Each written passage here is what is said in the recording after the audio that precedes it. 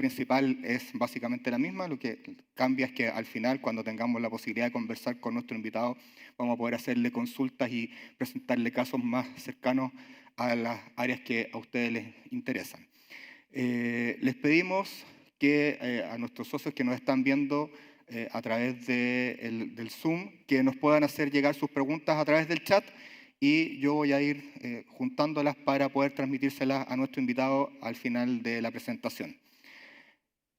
Sin más, y para no demorar el inicio de esta charla, les quiero presentar a nuestro invitado. Como ustedes saben, nos acompaña esta mañana el destacado abogado penalista don Sergio Huidobro Martínez. Él es abogado penalista de larga trayectoria, profesor de Derecho Penal, y se ha especializado en estas materias y nos ha acompañado acá en la Cámara desde el año 2009, Sergio, si no me equivoco, cuando se dictó la primera ley de responsabilidad penal de las personas jurídicas. Hemos venido trabajando con él en el desarrollo de estas normativas. La idea de hoy entonces es que tengamos una presentación preliminar de todo lo que implica esta nueva normativa. Al final de la presentación también vamos a conversar sobre los modelos de prevención del delito y las matrices de riesgo, que son la herramienta fundamental para poder hacer frente a esta nueva norma. Y al final de la presentación entonces abrir la conversación para que nuestro invitado pueda resolver sus consultas. Sin más, dejo con ustedes a don Sergio Huidobro. Muchas gracias por acompañarnos esta mañana, Sergio. Gracias, Gonzalo. Muchas gracias. Buenos días a todos. Gracias por venir. Espero entonces en los minutos que vienen poder darles una noción sobre los temas principales que trae esta ley, que ha causado con justa razón, creo yo, tanta preocupación en el mundo empresarial. Y, como decía Gonzalo, también, además de las preguntas que podamos ver al final, voy a intentar ir durante la presentación dando algunos ejemplos relativos a los temas que vayan apareciendo en las láminas. Entonces, como ustedes ven aquí, nombro dos leyes, la 21.595, que es la Ley de Delitos Económicos, que se publicó en agosto de este año y que es la que ha generado toda esta hecatombe en el mundo empresarial y en general de las personas jurídicas, y después precisamente la Ley de Responsabilidad Penal de las Personas Jurídicas, que resulta en gran parte modificada por esta Ley de Delitos Económicos. Y esto intentando orientarlo al área de las empresas de suministros en las cuales participan ustedes. El orden de la presentación, los temas son esos: antecedentes de la ley, objetivos que se tuvieron en vista, cuál es el contenido en general, algunas críticas que se le han hecho o que vemos hasta ahora, y en esta parte que es la más práctica, yo creo, sobre la que más podemos quizás explayarnos después, que son algunos efectos o consejos que nosotros nos atrevemos a dar a las empresas. Desde el punto de vista de los antecedentes, lo primero que hay que decir o recordar es que esta es la ley más importante que se ha dictado desde que existe el Código Penal chileno, que es del año 1874. Esta es por lejos la ley más grande que se ha dictado para modificar a nuestro Código Penal. Nuestro Código Penal, siendo ese año, como ustedes supondrán, ha sufrido numerosas modificaciones a lo largo del tiempo, pero esta es sin duda la más grande que se le ha hecho. Y esta ley lo que hace es reorganizar los delitos económicos, porque si bien la mayoría de ellos estaban ya en el Código Penal, hay varios otros que andaban dando vueltas en otras leyes, y lo mismo ocurría con los delitos contra el medio ambiente, y esta ley lo que hace es tratar de traerlos todos al Código Penal y meterlos ahí para que estén mejor organizados y para que sea más fácil saber cuáles son las conductas que se sancionan. Dentro de los objetivos que se mencionaron y que aparecen en la discusión de la ley, están fundamentalmente, por una parte, sistematizar los delitos llamados de cuello y corbata, los delitos económicos, y que Chile se ponga al día en las legislaciones penales, económicas y medioambientales. También hacer frente, y ahora vamos a tener una gran prueba de esto a raíz del caso de los audios que estamos conociendo, ¿no es verdad?, hacer frente a la sensación de impunidad que existe en la ciudadanía en general frente a las pocas sanciones que tienen los delitos económicos, la casi impunidad, podríamos decir, que han tenido históricamente en Chile los delitos económicos, y eso es cosa de ir a las cárceles. Yo como profesor de Derecho Penal muchas veces he llevado a mis alumnos a las cárceles de Santiago, y lo que más les llama la atención, con justa razón, es que es pura gente humilde, no ven a nadie. Entonces a uno le dicen: profesor, ¿pero qué pasa? ¿La gente con plata no comete delitos? No, por supuesto que los comete. Bueno, pero ¿por qué no hay nadie acá? No sé, parece que en Chile la cárcel la cárcel en Chile históricamente ha sido para gente de situación socioeconómica más baja. Y eso es algo que esta ley entonces intenta revertir y siempre también, por ejemplo, echando mano o llamando la atención respecto a las famosas clases de ética que tuvimos como sanción en uno de los casos más grandes que hemos conocido en estos últimos años, ¿verdad? También como objetivo, inhibir, por supuesto, los comportamientos delictuales por parte de las personas que ocupan cargos de relevancia en las empresas. Y finalmente también se estableció como objetivo reforzar los modelos de prevención de delito en el interior de las empresas para que estos modelos efectivamente sirvan para poder eximir a la empresa de responsabilidad penal en el caso de que se cometa en el interior de ella algún delito de estos que vamos a revisar. En cuanto al contenido de la ley, aquí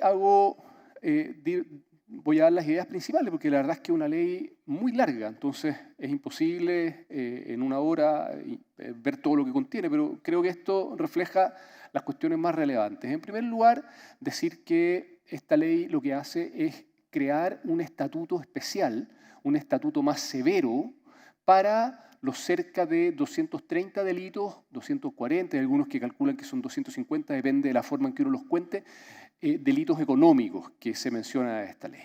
Para ese grupo de delitos económicos, entonces, se establece un estatuto más grave, más duro que para el resto de los delitos que tenemos en nuestro ordenamiento jurídico, desde los delitos contra la vida hasta los delitos contra la integridad corporal o la libertad, en fin, no, dice esta ley, para los delitos económicos van a haber una serie de reglas especiales que son más duras que las que tenemos para el resto de los delitos de nuestro ordenamiento jurídico.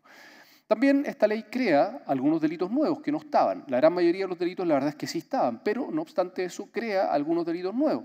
Por ejemplo, en lo que les pueda interesar a ustedes, creo yo, por lo que me ha tocado ver hasta ahora, este artículo que se incorporó en la Ley de Sociedades Anónimas, el artículo 134, que habla de acuerdos abusivos en los directorios de sociedades anónimas que no generen un beneficio para la sociedad y que puedan ser perjudiciales para los accionistas minoritarios.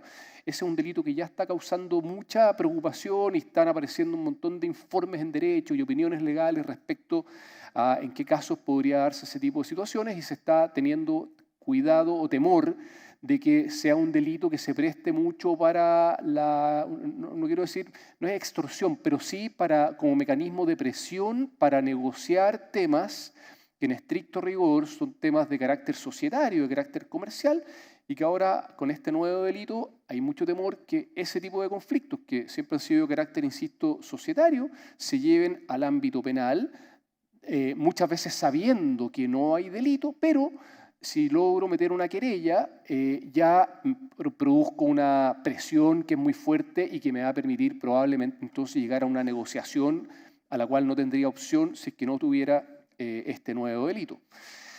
La explotación laboral y habitacional, establecida especialmente a raíz de toda la inmigración que hemos tenido en Chile y como se ha constatado entonces que más allá de las críticas que uno puede hacerle a esta inmigración quizás descontrolada que hemos tenido, pero lo cierto es que también se ha prestado para muchos abusos respecto a estas personas en cuanto a arrendamiento de lugares para vivir o condiciones laborales, en fin, esto entonces un delito nuevo que sanciona este tipo de conductas. Fraudes con tarjetas de crédito que no teníamos hasta ahora y que son buenos porque se actualiza a la realidad de cómo han ido evolucionando estos delitos con tarjetas, especialmente gracias a cómo han avanzado las tecnologías. También esta ley modifica algunos delitos. Por ejemplo, modifica el delito de estafa, cosa que para los abogados que litigamos en temas penales es buena porque teníamos una definición de la estafa que era súper antigua, que no calzaba con las nuevas realidades. También se modifican delitos concursales, que también puede ser interesante para ustedes, de la ley de mercado de valores, en que ahora se amplía, como dice la lámina aquí, a los directores, gerentes administrativos, ejecutivos principales, el universo de sujetos activos del delito de entrega de información falsa al mercado. Antes de esta ley, este delito estaba más bien restringido a los auditores, a los contadores, a los peritos. Con esta ley se modifica y se dice, mire, a partir de ahora estas personas también pueden cometer este delito de entrega de información falsa al mercado y la verdad es que la ley de mercado de valores tiene varias conductas que se consideran como de entrega de información falsa.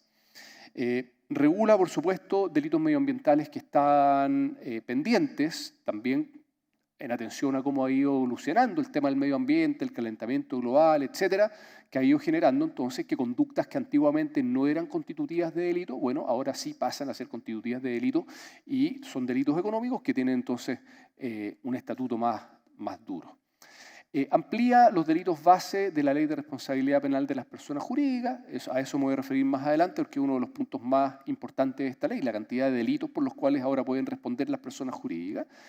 Extiende también la cantidad de personas jurídicas que pueden ser penalmente responsables, también lo voy a tratar un poco más adelante, y también establece deberes de prevención más intensos, más fuertes para las personas jurídicas. También lo vamos a ver, y lo bueno de esto último es que, claro, si bien exige ahora mayores deberes de prevención, pero al mismo tiempo la ley dice expresamente que un modelo de prevención de delitos que sea bueno permite eximir de responsabilidad penal a la empresa. Esto es otro de los grandes temas de esta ley, lo que les comentaba al principio, de cambiar lo que teníamos hasta ahora y que desde ahora en adelante entonces las sanciones penales por delitos económicos conlleven cárcel efectiva. A eso apunta la ley por donde se la mire. La ley quiere que los delitos económicos ahora se sancionen con cárcel efectiva, es decir, que no se puedan cumplir a través de penas sustitutivas, que son las que se cumplen en libertad, sino que se cumplan privados de libertad. Y lo mismo hace con los delitos contra el medio ambiente. También la ley dice que hay 4 categorías de delitos económicos y establece, más adelante viene una lámina respecto a eso, y esta es una presentación que además va a quedar para todos ustedes disponible, por lo tanto el detalle después lo pueden revisar si les interesa con más tranquilidad. Y lo que hace acá es decir, mire, hay 4 categorías de delito económico, por lo tanto el delito que se cometa hay que revisar si es que cae dentro de alguna de estas 4 categorías. Porque si es que cae dentro de algunas 4 categorías, bueno, se transforma en delito económico. Y si se transforma en delito económico, le hacemos aplicable todas estas reglas especiales más severas. Y finalmente, lo que hace esta ley también es modificar muchas otras leyes. No modifica solo el Código Penal, sino que modifica, como antes les comentaba, la ley de sociedades anónimas, la ley de mercado de valores, la ley 3500 de las AFP, la ley de protección al consumidor.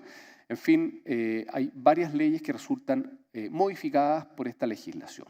Y establece también la ley que no es aplicable a las micro y a las pequeñas empresas, y ahí están las definiciones que otorga esta ley 20.416 sobre cuándo o en base a qué ingresos anuales una sociedad o una empresa puede considerarse micro o pequeña. La verdad es que son montos bastante bajos, por lo tanto yo tengo la sensación de que a las empresas de ustedes claramente lo más probable es que no caigan dentro de estas categorías y por lo tanto sí les sean aplicables esta legislación. Aquí aparecen cuáles son estas 4 categorías. La primera categoría, dice la ley, va a estar compuesta por aquellos delitos que en cualquier circunstancia va a ser considerado delito económico. Es decir, aquí no hay ningún análisis especial que hacer. Si se comete un delito contra el mercado de valores, si se comete un delito bancario, si se comete el delito de colusión, negociación incompatible, en fin, hay un listado, y yo este listado también me lo está recordando Gonzalo, se los voy a hacer llegar, el listado de los cuales son los delitos de primera categoría, de segunda categoría, de tercera categoría, porque la ley los menciona en una forma técnica que es muy difícil saber a qué se está refiriendo. Entonces nosotros ya hicimos ese trabajo de hacer el listado completo, se los vamos a hacer llegar. Pero en esta primera categoría, entonces, los delitos que estén en este listado siempre van a ser considerados delitos económicos. En la segunda categoría van a estar aquellos delitos que van a ser considerados como económicos en la medida que se cumpla alguna de las 2 condiciones que señala ahí la ley. ¿Cuáles son esas 2 condiciones? Que en el delito haya participado alguna persona en una posición o función dentro de una persona jurídica o, en segundo lugar, que el delito haya generado algún beneficio a la persona jurídica. Si se cumple cualquiera de esas 2 condiciones, bueno, los delitos que están en este listado pasan a ser delitos económicos de segunda categoría. Y acá se pueden mencionar los delitos tributarios, los delitos aduaneros, el delito de ley 3500 de AFP, los delitos informáticos que aparecieron el año pasado en nuestra legislación. Este que también es otro que claramente está generando mucha preocupación en las empresas, que dice relación con los accidentes laborales. Yo no tengo claro si en los giros de ustedes habrán esos riesgos, pero si los existieran, lo que teníamos hasta antes de esta ley es que cuando se producía un accidente laboral, lo que venía a continuación era la demanda laboral de indemnización de perjuicios, más las multas que aplican distintos organismos, la Seremi de Salud, la Dirección del Trabajo, si era un accidente eléctrico, la SEC, en fin. Ahora con esto se abre otro escenario, que es el escenario penal, porque la ley dice, mire, si el accidente se produce por una infracción a los deberes de cuidado que tenga el empleador, bueno, eso es un cuasi delito, un cuasi delito. La diferencia entre los delitos y los cuasi delitos es que los delitos requieren dolo, requieren intención de realizar la conducta. Los cuasi delitos, en cambio, significa que hay solamente culpa, negligencia, falta de cuidado, imprudencia, son los conceptos. Y la regla general en el derecho penal es que la culpa no se sancione penalmente. Muy excepcionalmente el legislador en algunos casos dice, mire, en estos casos sí se sanciona la culpa. Bueno, esta es una de las excepciones. Si es que el accidente se acredita que se cometió por faltas de la empresa a los deberes de cuidado, entonces se considera que es un cuasi delito, tiene sanción penal. Claro, los cuasi delitos tienen sanciones penales más bajas que los delitos, porque el legislador entiende que cometer algo con dolo, con intención, es menos grave que cometerlo con culpa, pero así todo nos lleva al ámbito penal. Y esto entonces creemos que lamentablemente es probable que genere una industria de colegas que estén ahora repartiendo tarjetas, ¿no es cierto?, desde el chofer que va manejando la ambulancia, donde va el accidentado diciéndole, oiga, estimado, ahora, aparte de la demanda laboral, puede presentar usted una querella criminal, entonces eso le va a permitir ir a litigar al escenario penal, que sabemos que es un escenario, ¿no es verdad?, que causa mucho más preocupación porque está en riesgo ahora la libertad. Y esperamos también que los tribunales criminales, penales, interpreten correctamente esta frase, porque cuando dice que tiene que haber una infracción a los deberes de cuidado, esperamos que los tribunales criminales sepan interpretar correctamente esa frase y que haya cuasi delito o se pueda sancionar cuasi delito cuando efectivamente se constate que la empresa debió haber tomado ciertas medidas y no las tomó porque no le importó. Pero eso está por verse. Aquí están también en esta segunda categoría todos los delitos contra el medio ambiente, a los cuales también me voy a referir con un poquito más de detenimiento porque son una parte muy importante de esta nueva legislación, los delitos contra el medio ambiente. En la tercera categoría estarán, dice la ley, aquellos que van a ser considerados económicos cuando el delito sea cometido por un funcionario público, pero en ese delito además haya participado alguna persona de una persona jurídica, o cuando ese delito, cometido por el funcionario público, le genere algún beneficio a la empresa. Si se dan esos requisitos, bueno, estamos frente a un delito de primera categoría. Y acá tenemos, por ejemplo, la malversación de caudales públicos, pero el que más me importa, porque el que más suele verse, es el de cohecho, el soborno. De hecho, es lo que estamos viendo en el caso Audios, ¿no es verdad? Sobornos, cohechos.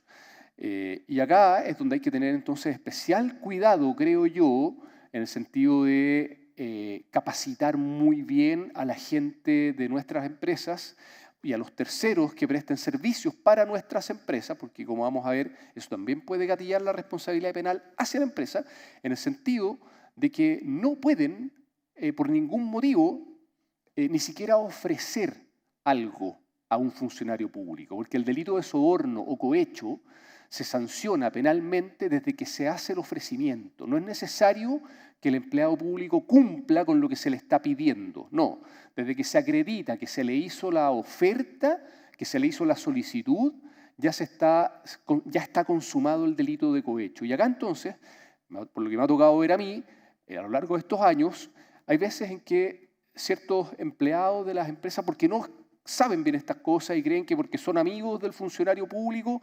les pasan plata o los invitan, qué sé yo, a cambio de que el funcionario público, no sé, le saque más rápido un permiso, le otorgue un permiso que no debiera otorgarle, en fin.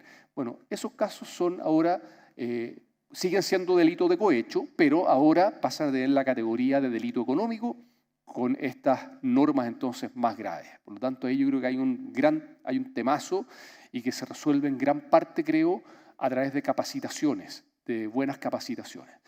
Y finalmente, en la cuarta categoría, en que están los delitos de lavado de activos y y receptación, cuando cualquiera de estos dos delitos tenga como delito base a un delito económico. Y cuando digo delito base, significa que estos dos delitos, para poder configurarse, requieren que previamente se haya cometido otro delito.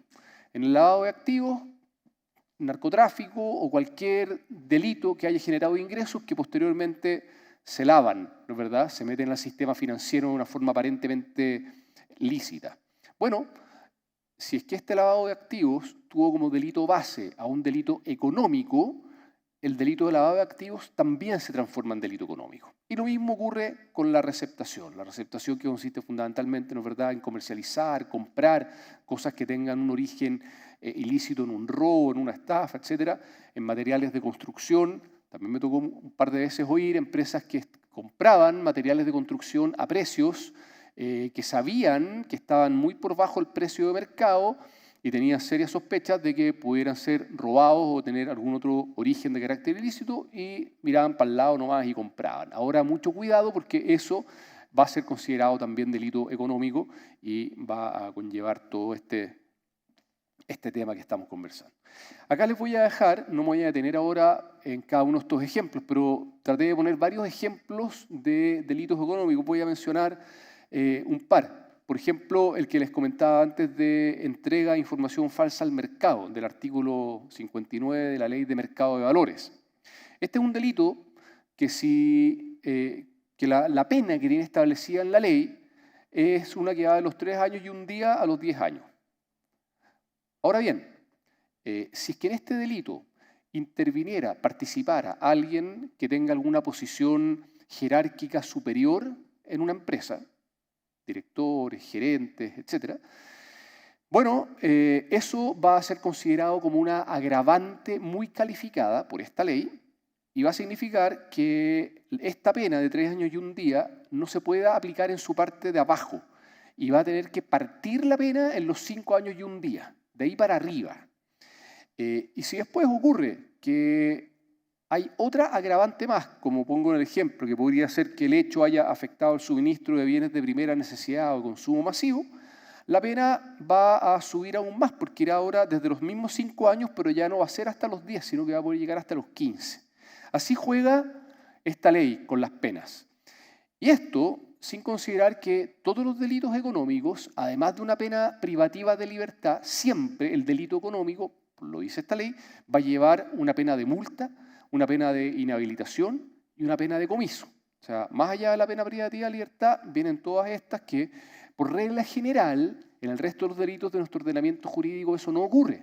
La regla general en los delitos normales es que tengan una pena privativa de libertad. A veces, en algunos delitos, el Código Penal dice, mire, privativa de libertad o multa, pena privativa de libertad o inhabilitación. O a veces pone privativa de libertad y multa, privativa de libertad y inhabilitación. Pero nunca había hecho esto de que para todo delito pusiera todas las penas. Acá sí lo hace. El decreto de ley de libre competencia, todo lo que tenga relación con las colusiones, también los mismos efectos. Aumentan las penas, sobre todo si es que en los delitos participan personas de la empresa que tengan una posición jerárquica importante. Aquí hay otro de la ley de sociedades anónimas que también es nuevo. Este también está generando mucha preocupación. Dice que se sanciona ahora a los directores, gerentes, administradores o ejecutivos principales de una sociedad anónima que en la memoria, en los balances y en información de ese tipo que tenga que ser entregada a los socios, a la administración, etcétera, y que deban reflejar la situación legal, económica y financiera de la sociedad, dieren o aprobaren dar información falsa sobre aspectos relevantes para conocer el patrimonio y la situación financiera jurídica de la sociedad. Antes de entrar al tema de las penas, me detengo aquí en este ejemplo porque hasta antes de esta ley, este delito también sancionaba solamente a los peritos, a los auditores y alguien más, no me acuerdo en este minuto. Pero ahora cambia y dice, no, ¿sabe qué? Por este delito sanciono a estas personas. Y entre medio aparece que la Comisión para el Mercado Financiero dicta esta norma de carácter general número 461, que algunos ya la podrán haber visto, ¿no es verdad? Y que establece nuevos requisitos que tienen que tener las memorias que se entregan por las sociedades. Y resulta que de las memorias antiguas, que eran como unos libros muy bonitos, bien empastados, con mucha fotografía, etc., ahora las memorias pasan a tener una exigencia técnica tan grande que a mí ya me ha tocado ver varias empresas que sus servicios consisten en hacerle las memorias a otras empresas para poder cumplir con todas estas nuevas exigencias y no incurrir en este delito de dar o aprobar dar información falsa, porque también esto se va a prestar para discutir, bueno, pero ¿qué es lo que es información falsa? Si yo estoy dando una información que no estoy seguro si es 100% correcta, pero, o 100%, o puede haber algo que no esté perfecto y entrego esa información, ¿se va a considerar que estoy dando información falsa? Bueno, ¿y cuándo se comete el delito? ¿Cuando el directorio toma el acuerdo en la sesión de directorio o cuando ese acuerdo se ejecuta? ¿Qué pasa si que entre medio hay una retractación del acuerdo? Son todos temas que están apareciendo en la discusión y que está generando que muchos directorios entonces ahora, antes de tomar decisiones que antes tomaban en forma mucho más libre o más relajada, ahora están diciendo, no, momento, antes de tomar esta decisión yo necesito una opinión legal de un abogado penalista que me diga que esta cuestión no es delito porque yo no puedo arriesgarme. Y está también generando entonces más trabas en la adopción de acuerdos y en el camino de las sociedades, de las empresas, cosa que en este minuto en Chile, ¿no es cierto?, pareciera que, chuta, ya como está la situación económica en general, si a esto le metemos que ahora los directorios de las empresas van a estar mucho más asustados y no se van a atrever a tomar decisiones, o cada decisión la van a tener que consultar, esperar una opinión legal, en fin, todo se va haciendo más difícil, pareciera, ¿no es verdad? Y bueno, ahí nuevamente en la parte de abajo de este ejemplo va la forma en que la pena aumenta si es que en este delito participa efectivamente alguna persona que tenga este tipo de jerarquía. Lo mismo después con la negociación incompatible, que se había incorporado hace unos 4 años atrás aproximadamente a nuestra legislación. También la pena aumenta si es que participa en ese delito alguien que tenga una jerarquía en la empresa. Aquí algunos ejemplos ahora de delitos de segunda categoría, los que dicen relación con las cotizaciones previsionales, por ejemplo, de informar sueldos más bajos para así pagar menos cotizaciones previsionales, ahora ya empiezan a ser constitutivos de delitos económicos de segunda categoría. Los accidentes del trabajo, que antes mencionaba, también son de segunda categoría. Acá están un ejemplo de delito contra el medio ambiente, en que los delitos contra el medio ambiente son un temazo en esta ley. Pues viene un título completamente nuevo que se incorpora en el Código Penal. Y acá hay, por ejemplo, este ejemplo de este artículo que dice: el que sin haber sometido su actividad a un estudio de impacto ambiental, a sabiendas de estar obligado a ello, vierta sustancias contaminantes en aguas marítimas o continentales. Acá, en este caso, la pena va de los 3 años y un día a los 5 años, y si es que participa alguien con una posición importante en la empresa, la pena esta se va a poder aplicar desde los 4 años hacia arriba, y si hay alguna otra agravante, la pena aumenta ahora de los 5 años y un día a los 10 años, que son todas penas que se cumplen sí o sí con cárcel. Hay cero posibilidad, cuando son penas de los 5 años para arriba, hay cero posibilidad de conseguirse una pena sustitutiva con lo que dice la nueva ley. Y si la pena es de menos de 5 años, las posibilidades de obtener una sustitutiva son mucho más difíciles, es mucho más difícil que si fuera cualquier otro delito que tenga una pena de 3 años. Y bueno, finalmente, ejemplo de delito de cuarta categoría, el cohecho, que les mencionaba antes. Ahí están varias situaciones de posibles cohecho o soborno a funcionarios públicos. Y acá reiterar solamente de no olvidarse nunca que este es un delito que sanciona a las dos partes. Sanciona al que ofrece y al que recibe, ya sea que el que ofrezca sea un particular y el que recibe sea un funcionario público o al revés. Es un delito que sanciona a las dos partes.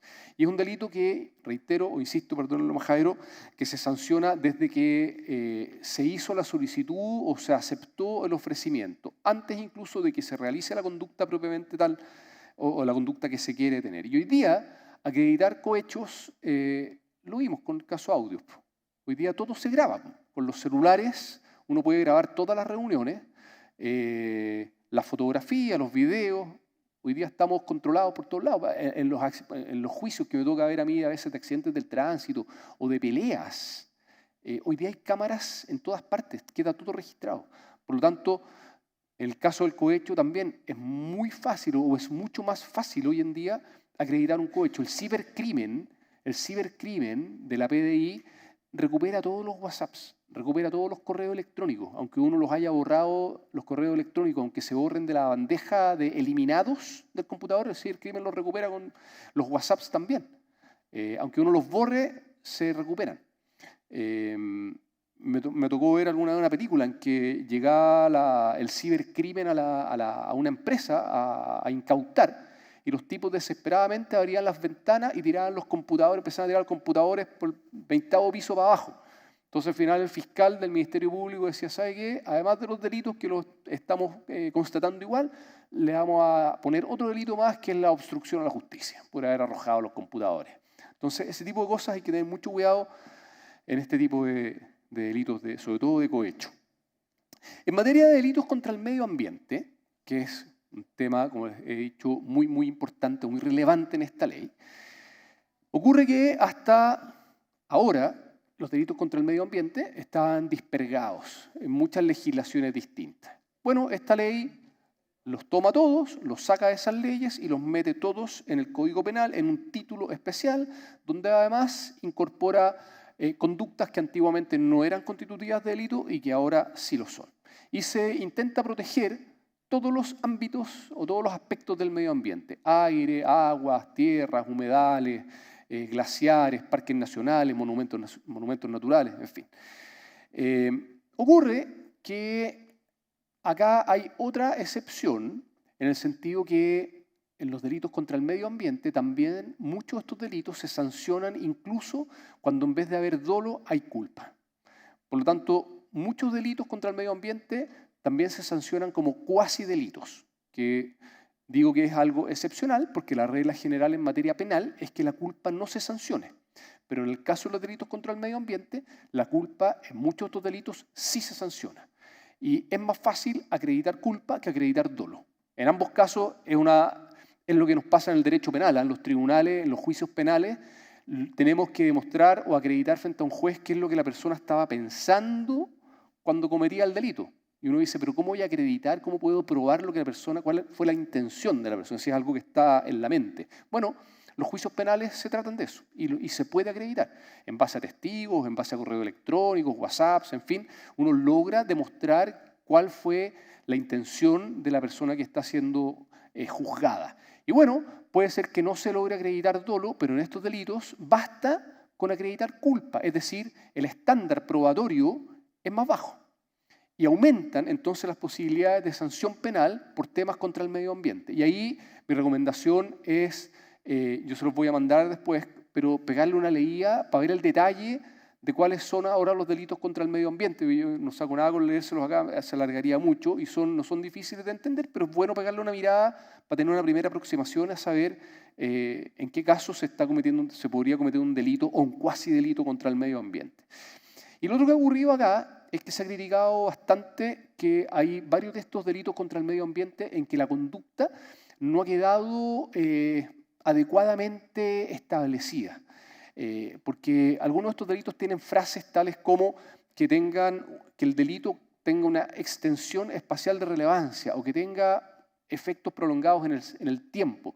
Ese tipo de frases a los que nos dedicamos al derecho penal no nos gustan, porque son frases en que no queda claramente determinada cuál es la conducta.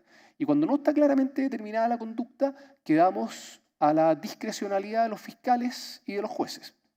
Y los fiscales y los jueces, por muy buenas intenciones que puedan tener, no son especialistas en temas medioambientales. Los jueces penales no son los jueces del tribunal ambiental, que entienden mucho más los temas ambientales. No, estos son jueces penales o fiscales que ven todo tipo de delitos. Por lo tanto, frente a este tipo de frases, se produce el riesgo de que ellos interpreten en una forma que no sea la correcta y eso produce inseguridad jurídica. Y a los abogados, sobre todo a los abogados penalistas, no nos gusta la inseguridad jurídica porque cuando yo tengo que atender a un cliente me dice, oye, pero ¿qué posibilidades tengo de que esto sea constitutivo de delito? Es fome tener que decirle, oye, es que no sé cómo lo va a interpretar el juez, porque además todavía no tenemos sentencia, no tenemos, y tampoco tenemos doctrina, todavía no se ha escrito mucho sobre estos temas, entonces estamos súper en el aire. Y la forma en que la ley realiza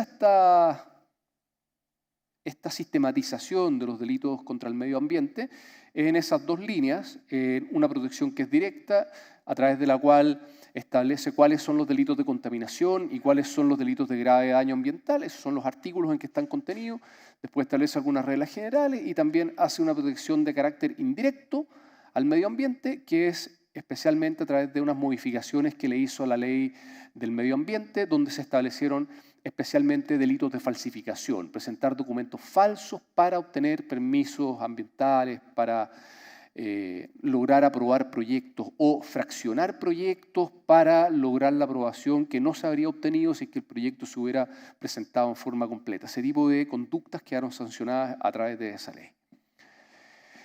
En materia de penas, ¿qué pasa con esta ley? El diagnóstico es el que ya vimos, ¿no es verdad? Teníamos delitos económicos en Chile que no tenían pena de cárcel, que no distinguía entre delitos de grandes casos con casos más chicos, no distinguía tampoco nuestra ley según si quien participaba en el delito económico tenía una posición importante en la empresa o era alguien de mucho más abajo. Bueno, ese diagnóstico se intenta entonces corregir.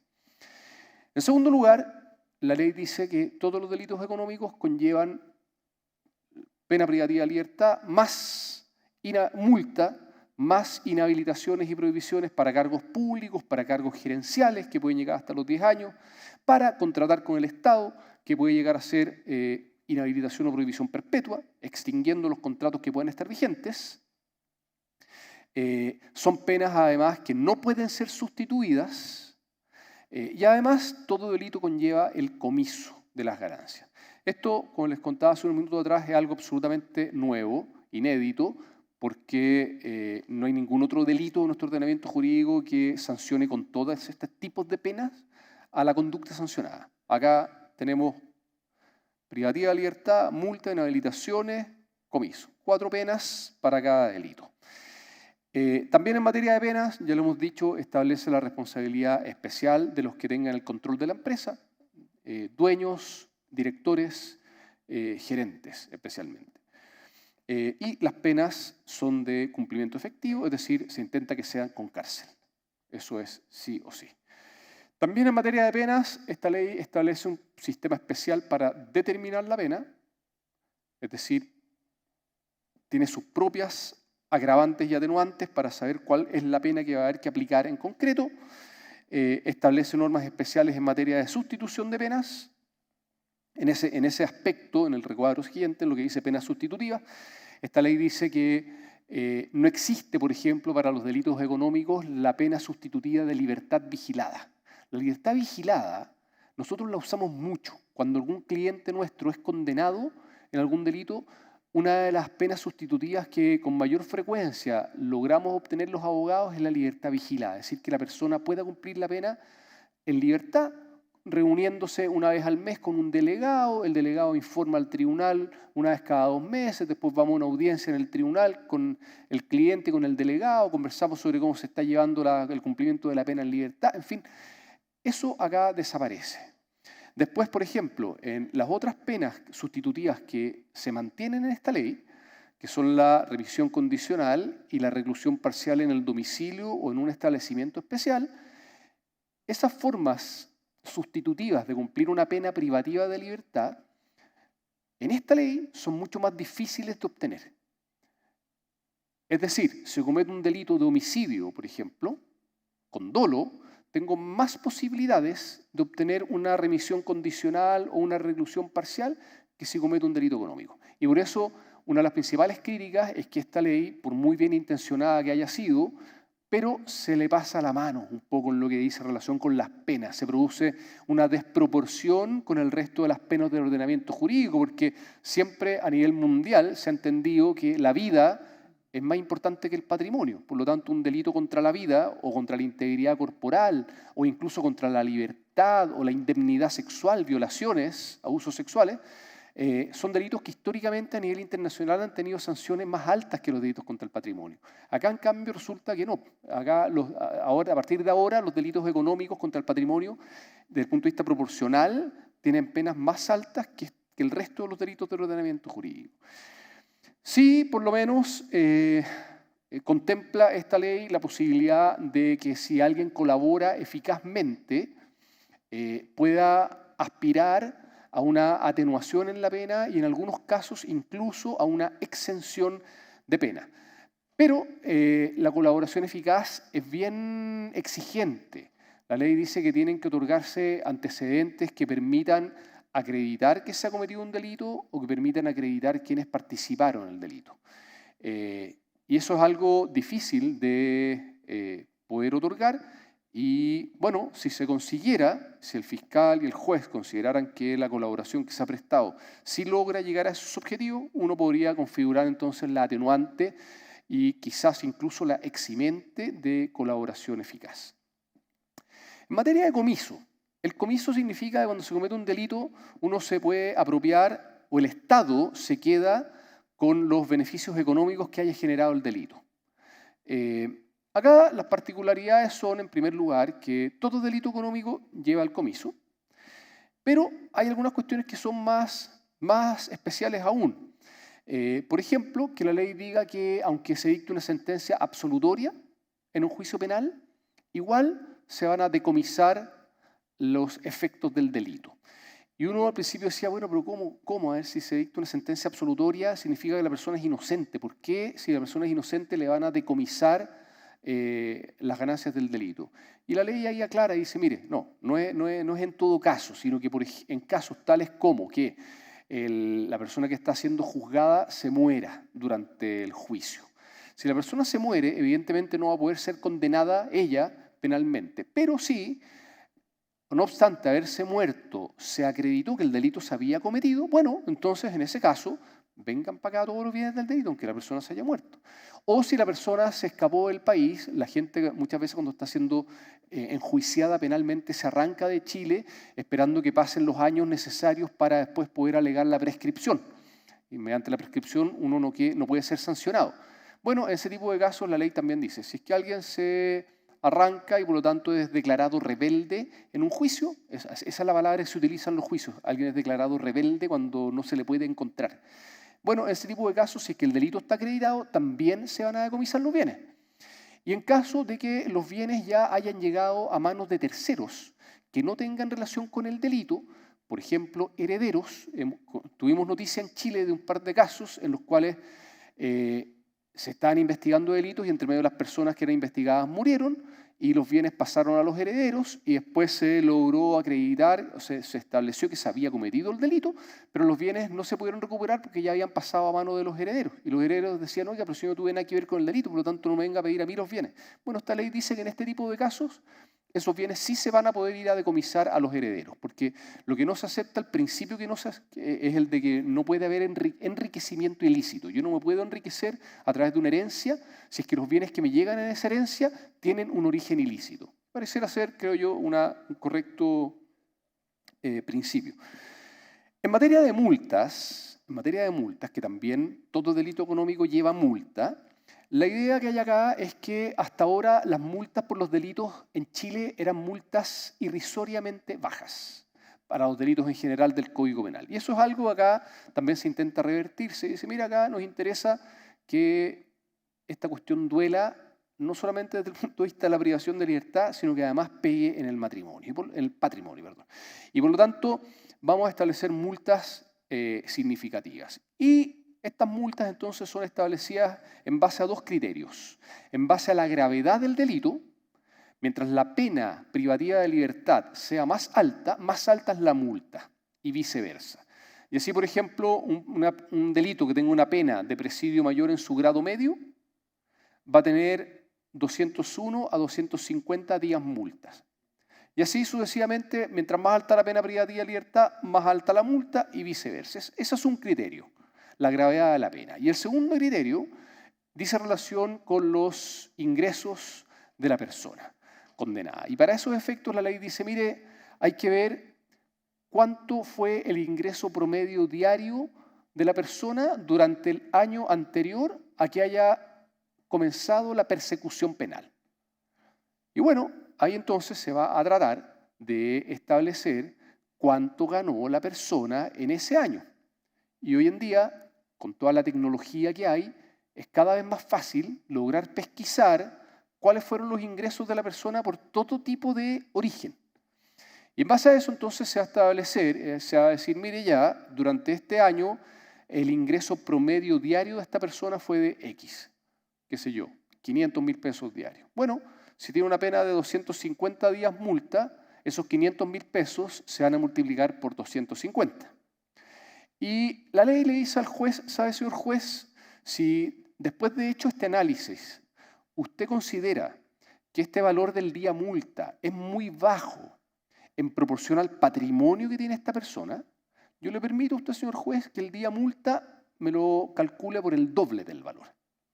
Y haciendo esos ejercicios llegamos a que la multa máxima que se podría aplicar a una persona natural, una persona de carne y hueso, hoy en día bordea los 47 millones de dólares. 47 millones de dólares. Y a una persona jurídica, 156 millones de dólares. Y en el caso que la persona jurídica en ese juicio sea condenada por más de un delito, por eso hablamos ahí de concurso, cuando nosotros decimos concurso de delitos, queremos decir más de un delito. En ese caso, la multa puede llegar a 221 millones de dólares. Fíjense que en este último, la ley de responsabilidad penal de las personas jurídicas, hasta antes de esta ley, establecía como multa máxima aplicar a una persona jurídica algo cercano a los 23 millones de dólares. Ahora pasamos a los 222 millones de dólares. O sea, el aumento es tremendo. Y en lo que dice relación con la persona natural, también. Quizás hay personas con mucho patrimonio que multas de ese tipo tampoco puede ser que le hagan mayor preocupación, pero ya van siendo las menos. En materia, este es otro gran tema que creo que a ustedes también les debería interesar mucho, así que voy a tratar de ser súper claro y espero didáctico también. En lo que dice relación con la responsabilidad penal de las empresas, de las personas jurídicas. No, perdón, me equivoqué. Estoy hablando todavía de circunstancias modificatorias de la responsabilidad penal. Todavía no llego a la responsabilidad penal de las empresas. En materia de modificatorias de la responsabilidad penal, lo que dice esta ley es, señores, atenuantes y agravantes, las típicas del Código Penal, aquí no corren. Esta ley tiene sus propias atenuantes y agravantes para los delitos económicos. En materia de atenuantes, por ejemplo, que el condenado haya actuado en interés de personas necesitadas o que haya actuado bajo presión al estar dentro de una organización. En materia de agravantes, la que ya hemos nombrado varias veces, que el que participó en el delito haya tenido una posición jerárquica importante en la empresa, director, gerente, ejecutivo, alto ejecutivo. O cuando el delito haya afectado a personas que pertenecen a un grupo vulnerable. Pero deja, por ejemplo, fuera a la irreprochable conducta anterior. Entonces hay mucha gente que está diciendo, oiga, pero esto es una evidente infracción al principio de igualdad ante la ley. ¿Por qué un delito económico no tiene la atenuante de la irreprochable conducta anterior y sí la tienen los otros delitos? ¿Qué es lo que hace que en estos delitos esta atenuante no sea posible? Y bueno, ahí tenemos un gran tema que probablemente va a terminar en que los abogados vayamos al Tribunal Constitucional a pedirle que declare que esta norma es inconstitucional. Pero es algo que está por verse. Crea también, como decía antes, la atenuante de la cooperación eficaz. Y ahora sí voy a este tema de la responsabilidad penal de las personas jurídicas, o me enfoco especialmente en esto, porque claramente es uno de los puntos más importantes de esta ley. Y lo primero que hace esta ley es decir, mire señores, Desde ahora en adelante, las personas jurídicas, las empresas, van a responder penalmente por todos los delitos económicos. Y esto, fíjense que es tremendo, porque la ley de responsabilidad penal de las personas jurídicas, como decía Gonzalo cuando me presentó, es una ley que se dictó en Chile el año 2009, cuando Chile estaba intentando ingresar a la OCDE. Y en ese momento se dijo, a partir de ahora, se dijo, las personas jurídicas van a responder también penalmente. Hasta ese momento solamente las personas de carne y hueso podíamos tener responsabilidad penal, porque la responsabilidad penal siempre ha dicho relación con las sanciones de pena, desde la pena de muerte que teníamos antes, o penas privativas de libertad, que son tipos de penas que no son concebibles, ¿no es verdad?, respecto a una persona jurídica. Sin embargo, esta ley dice, mire, desde ahora en adelante las personas jurídicas sí tienen responsabilidad penal y, claro, no las podemos matar, pero sí las podemos disolver. No las podemos encerrar en la cárcel, pero sí le podemos, qué sé yo, prohibir celebrar contratos con el Estado, prohibir recibir beneficios, aplicarles multas, etcétera, etcétera. Por lo tanto, pasa a existir a partir de ahora una responsabilidad penal para las personas jurídicas, y en ese momento se dijo que iban a ser solo 3 delitos, que eran el lavado de activos, el financiamiento del terrorismo y el cohecho o soborno a funcionarios públicos, nacionales o extranjeros. Bueno, eso el año 2009. En ese momento las empresas, la verdad es que no le prestaron mucha atención. A mí me tocó en esa época ya empezar a hacer clases sobre esta ley y mucha gente que llegaba de las empresas como alumnos nos miraban y nos decían, ya, relájate, esta cuestión nadie la va a pescar, no, ya, ok, más adelante lo vemos. Pero a poco andar se incorporó el delito de receptación y después se incorporaron ya varios delitos que eran relevantes. La administración desleal, que era un delito que no existía en Chile, que se incorporó el año 2018-2019, el soborno entre privados, ahora no a un funcionario público, sino que entre privados, la negociación incompatible, la apropiación indebida. Y después esto siguió aumentando. Se metieron los delitos de la ley de pesca, la contaminación de aguas. Ahí ya varias empresas dijeron, chuta, yo podría estar contaminando aguas. Después se metieron los delitos de hurtos o robos de madera, a propósito de todo el tema que tenemos en el sur de Chile, ¿no es verdad? Después se metieron los delitos de trata de personas, a propósito de la migración ilegal que estábamos teniendo. El año pasado se incorporaron los delitos informáticos. Nosotros en Chile teníamos una ley de delitos informáticos que era del año 93, es decir, señalaba como delitos informáticos unas conductas que eran antiquísimas. Bueno, el año pasado se dictó en Chile una ley de delitos informáticos que estableció 8 delitos informáticos absolutamente actuales y se incorporaron al catálogo de los delitos por los cuales respondía también penalmente una empresa. Y por lo tanto, en nuestra experiencia, ya cada vez más empresas empezaron a decir, ¿sabes qué? Tengo que hacer algo, ya no puedo estar tan en el aire. Y empezaron entonces a llamar abogados o a auditores, en fin, a distintos tipos de prestadores de servicios que hicieran modelos de prevención de delitos. Esta ley dice, mire, todos los delitos de esta ley generan responsabilidad penal para las empresas, aunque no sean delitos económicos. Es decir, un delito, qué sé yo, tributario, que según veíamos es un delito de segunda categoría, que para poder ser delito económico tiene que haber participado alguien de una empresa o haberle generado un beneficio a la empresa. Esta ley dice, mire, me da lo mismo si un delito tributario tiene o no tiene esas características para ser considerado delito económico. Para mí es un delito que sí puede generar responsabilidad penal para la empresa. Por lo tanto, la empresa tiene que hacerse cargo de prevenirlo.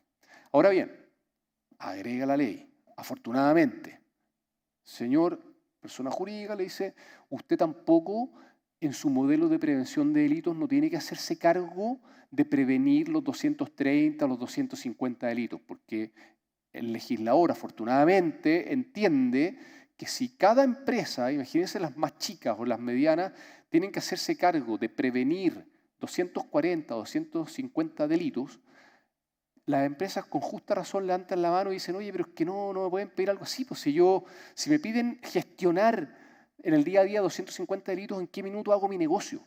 Tengo que sacar a toda mi gente para dedicarla a prevenir delitos en vez de hacer mi negocio. Tengo que bajar la cortina e irme. Yo no puedo funcionar así. Bueno, afortunadamente esta ley sí dice, mire, señor persona jurídica, usted tiene que encargarse de gestionar en su modelo de prevención de delitos solamente aquellos delitos que se puedan cometer dentro de su giro y de acuerdo a su tamaño, de acuerdo a su capacidad económica.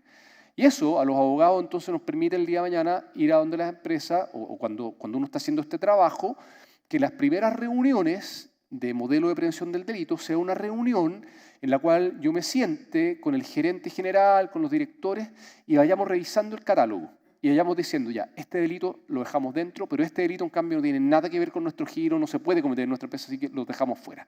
Y levantamos un acta en que se deja constancia de cuáles delitos fueron seleccionados para el modelo de prevención y cuáles delitos, en cambio, fueron dejados fuera.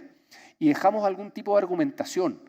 Estos delitos los dejamos fuera porque estimamos que no pueden ser cometidos en el giro de nuestra empresa, o porque de acuerdo al tamaño de nuestra empresa la verdad es que es imposible gestionar algo de este tipo, en fin.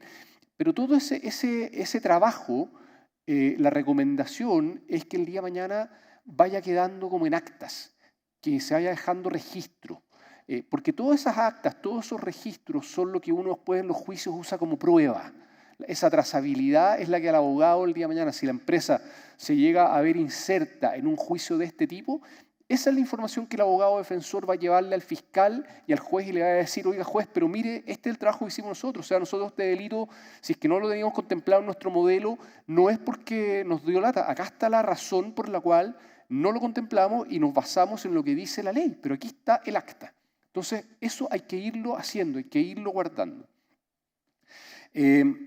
Aumenta también esta ley el tipo de personas jurídicas que pueden tener responsabilidad penal. Antiguamente se hablaba solamente de las personas jurídicas de derecho privado y las empresas del Estado. Ahora se agregan las empresas públicas creadas por ley, las sociedades y las universidades del Estado, los partidos políticos, las personas jurídicas religiosas de derecho público. En fin, se agranda el tipo de personas jurídicas que pueden tener responsabilidad penal.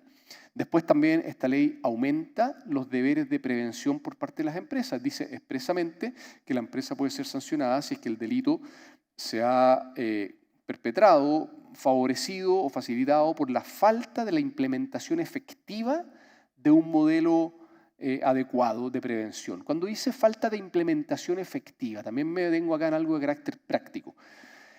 Los modelos de prevención de delitos no basta con que estén puestos en un código de ética y conducta, no basta con que la empresa tenga un manual de prevención de delitos, no basta con que la empresa tenga varias políticas de relación con funcionarios públicos, políticas de regalos, atenciones o donaciones, políticas de compras y proveedores, políticas de finanzas corporativas. Eso no es suficiente. Yo si el día de mañana, defendiendo a una empresa, llego con todos esos documentos donde el fiscal le digo, mire señor fiscal, esta empresa tiene un excelente modelo de prevención del delito, mire qué lindo los códigos, mire qué lindo. Acá le traigo también las actas en que dice que la persona recibió el código de ética y conducta. Acá hay otra acta en que dice que la persona recibió el manual de prevención del delito. Por lo tanto, esta empresa tiene un modelo de prevención del delito. Eso al fiscal y al juez le importa prácticamente nada. Lo que hace el fiscal en la práctica es que cita a declarar. Y cita a declarar desde los directores, pasando por toda la gente para abajo. Y a cada persona le va diciendo, estimado, cuénteme, ¿en su empresa hay un encargado de prevención del delito? ¿O hay un oficial de cumplimiento? Sí, creo que hay. A ver, ¿quién es? Tal persona. ¿Y qué es lo que ha hecho esa persona? ¿De qué forma esta persona le ha explicado a ustedes cuál es el modelo de prevención de delito de la empresa? Una vez tuvimos una capacitación. A ver, ¿de qué se trató la capacitación? Ya, ¿y qué otras capacitaciones ha tenido? Ese tipo de preguntas son las que hace el fiscal el día de mañana. Y cuando cita al encargado, le dice, a ver, señor encargado de prevención del delito, cuénteme, muéstrame cuál es el presupuesto que le aprobó a usted la empresa para este año, para el año pasado. ¿Qué es lo que hizo con esa plata? ¿Invirtió en capacitaciones, invirtió en herramientas tecnológicas para prevenir delitos? Usted, en sus funciones, ¿tiene la capacidad para tomar decisiones o está a lo que le diga el gerente general? Que eso es lo que pasó en el caso Corpesca. En el caso Corpesca, en que además de las sanciones penales a las personas naturales, senador Orpiz y otras personas, ¿no es verdad? Finalmente se fue por la empresa, se fue a perseguir penalmente a la empresa, a Corpesca. Esto recordemos que eran boletas ideológicamente falsas, cosas de ese tipo, cohechos, sobornos también. Y el tribunal en su sentencia dijo expresamente, señores Corpesca, su modelo de prevención del delito que usted me ha traído para intentar que yo no la sancione es malo. Y es malo fundamentalmente porque el encargado de prevención del delito no tenía la jerarquía que tiene que tener un encargado de prevención del delito. En Corpesca, el gerente general hacía y deshacía con el encargado de prevención del delito. Pasaba por encima de él, no le daba importancia, no le oía los consejos. Por lo tanto, ese encargado de prevención del delito no tiene el perfil que la ley exige, por lo tanto, su modelo de prevención no sirve. Su modelo de prevención no sirve y entonces la sanciono. Hay casos en los que podría ocurrir que el tribunal diga, ¿sabe qué? Su modelo de prevención no es tan bueno, pero sí, está más o menos, por lo tanto, si bien no le voy a eximir de responsabilidad penal, pero sí se la voy a rebajar, una atenuante. Ya han habido casos, también siempre lo comento, en Estados Unidos, en los cuales los tribunales han dicho a las empresas, ¿sabe qué, estimado? Su modelo de prevención de delito es tan malo que yo lo considero como un intento de engaño hacia mí. Y por lo tanto se lo voy a considerar como una agravante de responsabilidad penal. Así, eso ha pasado en Estados Unidos, no sabemos si eventualmente el día de mañana puede llegar a pasar en Chile, pero a lo que voy con todos estos comentarios es que de lo que se trata es de que el modelo de prevención del delito sea un modelo que, entre comillas, esté vivo. Esa es la frase que siempre se usa, que esté vivo, y que esté vivo significa que haya una persona o más personas que estén encargadas de este tema en las empresas y que lo gestionen en el día a día. Que vayan haciendo capacitaciones, que vayan viendo la matriz de riesgos y vayan aplicando los controles que la matriz dice que hay que aplicar para ir rebajando los riesgos, porque todo eso es lo que uno el día de mañana en un juicio le tiene que demostrar al fiscal. Yo al fiscal le tengo que decir, mira, señor fiscal, esta es la matriz de riesgos penales de la empresa el día 1. Esta es la matriz del día 20, esta es la matriz del mes número 6, esta es la matriz del mes número 9. Fíjese usted, señor fiscal, cómo esta matriz ha ido evolucionando.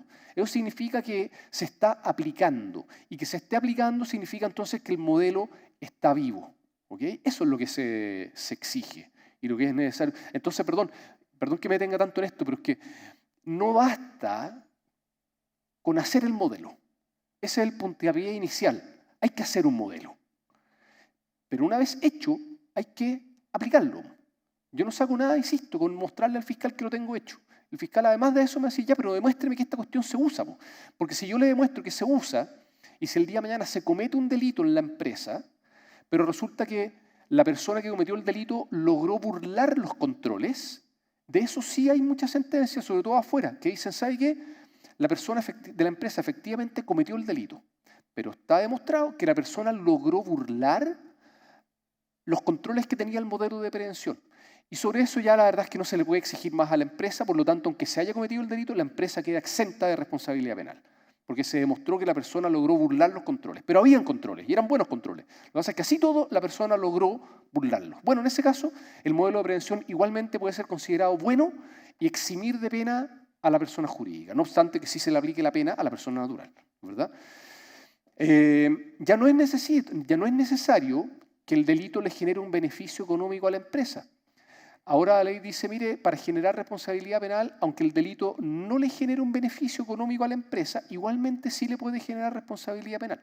Esto fue una modificación que logró introducirse gracias a que el Ministerio Público levantó la mano y dijo, oiga, ¿sabe que a nosotros en los juicios nos está costando mucho acreditar que el delito le genere un beneficio económico a la empresa y no podemos condenar porque ese requisito es muy alto? Bueno, los legisladores lo acogieron, ya, ok, eliminado este requisito, ya no es necesario que el delito genere un beneficio económico a la empresa. Ahora bien, si el delito le genera un perjuicio a la empresa, en ese caso sí que la empresa no puede ser sancionada. Pero si el delito no le genera un beneficio económico, sí puede ser sancionada. ¿Para qué decir? Si es que sí le produce un beneficio económico, ahí con mayor razón. Y el modelo, como hemos dicho ya varias veces, actúa como eximente de responsabilidad penal. Esto ahora la ley lo dice expresamente. La ley antes no lo decía en esta forma tan clara. Ahora sí lo dice. El modelo de prevención sí funciona como eximente de responsabilidad penal para la empresa.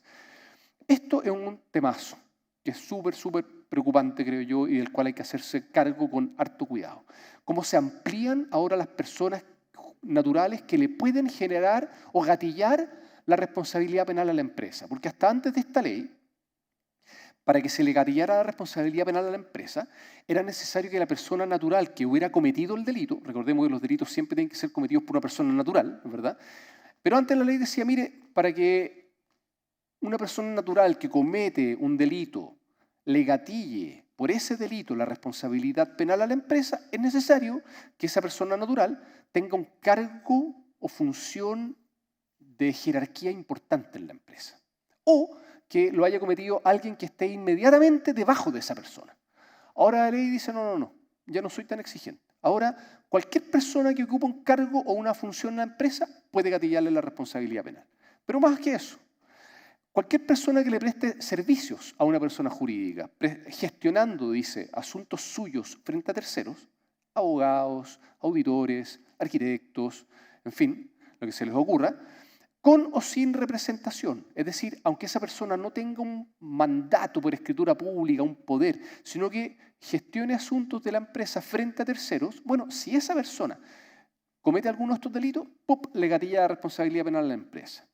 Y va otro paso más allá aún. Dice, mire, si una persona natural prestando este tipo de servicios que hemos mencionado en los dos primeros cuadros, le está prestando sus servicios a otra persona jurídica, pero resulta que esta otra persona jurídica está relacionada con la de más arriba, ya sea porque esta otra persona jurídica no tiene autonomía operativa, sino que depende de la de arriba, o porque la de arriba tiene participación en esta sociedad de abajo, bueno, si una persona natural que funciona en esta persona jurídica de abajo, o una persona natural que le presta servicios a esta persona jurídica de abajo, gestionando asuntos de esta persona jurídica frente a terceros, comete un delito, le gatilla responsabilidad penal no solamente a esta persona jurídica de abajo, sino que ¡pac!, también para la de arriba. Entonces ayer escuchaba en una charla que se hablaba, por ejemplo, de los incendios forestales en el sur, en que se ha perseguido mucho a las eléctricas.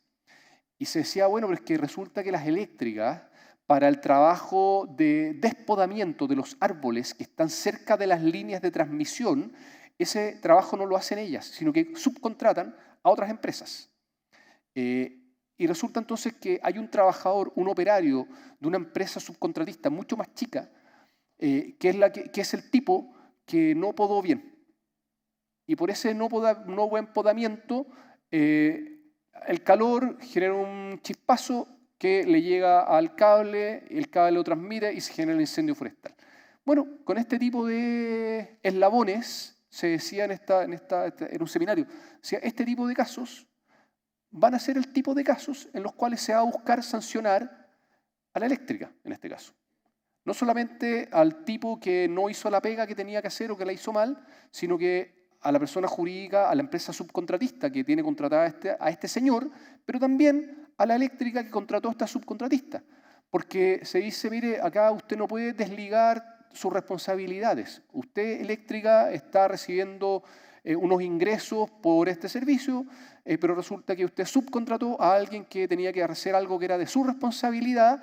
Y bueno, si hay este tipo de relaciones, en virtud de esta ley, aparentemente entonces podría responder la empresa. Y eso ustedes lo pueden extrapolar a sus empresas, ¿no es verdad? A quienes ustedes subcontratan y lo que hacen las personas naturales que trabajan para esas empresas a las cuales ustedes subcontratan. Entonces ahí hay un temazo en el modelo de prevención del delito. ¿Cómo lo hacemos para prevenir este tipo de situaciones? ¿Qué medidas de control ponemos en la matriz de riesgos? Y bueno, ahí empieza la creatividad y claramente se pueden poner mecanismos de control, que son los que el día de mañana se van a evaluar en los juicios. Aumenta y amplía las agravantes. Antes era agravante de responsabilidad penal de una empresa que hubiera cometido un delito del mismo tipo 5 años antes del nuevo delito. Ahora este plazo se extiende a 10 años antes del nuevo delito. Modifica sanciones. Antes se hablaba de disolución o cancelación, ahora se habla de extinción de la persona jurídica. Son cuestiones bien técnicas que no vale la pena señalar acá, pero significa que la persona jurídica baja su cortina. Se agrega la supervisión de la persona jurídica. El juez penal puede nombrar a un supervisor, ya sea durante el juicio o después en la condena. Y este supervisor va a ser una persona que se va a hacer cargo del modelo de prevención del delito de la empresa durante el tiempo que diga el juez. Una persona que en ese ámbito va a ser amo y señor dentro de la empresa, en el ámbito de la prevención de delitos. La ley dice que ya no tiene por qué haber un solo encargado de prevención de delitos, sino que pueden haber varias personas que estén a cargo. Eso parece que es correcto, porque como son tantos ahora los delitos, que haya una sola persona responsable de prevenir todo, la ley dice, no, ¿sabe qué? Usted puede tener a varias personas. Entonces lo que se está viendo que están haciendo las empresas es que tienen un encargado, que es como la cabeza, pero este encargado se apoya en los gerentes, por ejemplo, de las distintas áreas. Y a todos estos gerentes le entrega funciones en materia de lo que dice relación con la prevención de los delitos. Y así se arma un equipo que está a cargo en el día a día de gestionar estos temas, cosa que es buena porque permite que estos temas vayan permeando hacia abajo, y es lo que permite demostrar el día de mañana que el modelo de prevención efectivamente se aplicaba. Críticas, y con esto ya voy terminando. La primera gran crítica es que se ha creado un derecho penal especialmente duro para los delitos económicos. Eso es algo indiscutible. Ahí ponemos un ejemplo en que un fraude de mediana cuantía, hoy en día, con la ley que teníamos hasta ahora, jamás significaría pena de cárcel, salvo que la persona hubiera sido reincidente o hubiera tenido algún otro tipo de agravante. Con la nueva ley, en cambio, si es que en un delito, en un fraude de mediana cuantía interviene o participa una persona que tenga un puesto o jerarquía importante, socio, director, gerente, ejecutivo principal, bueno, eso significa una agravante de responsabilidad y va a significar cárcel sí o sí.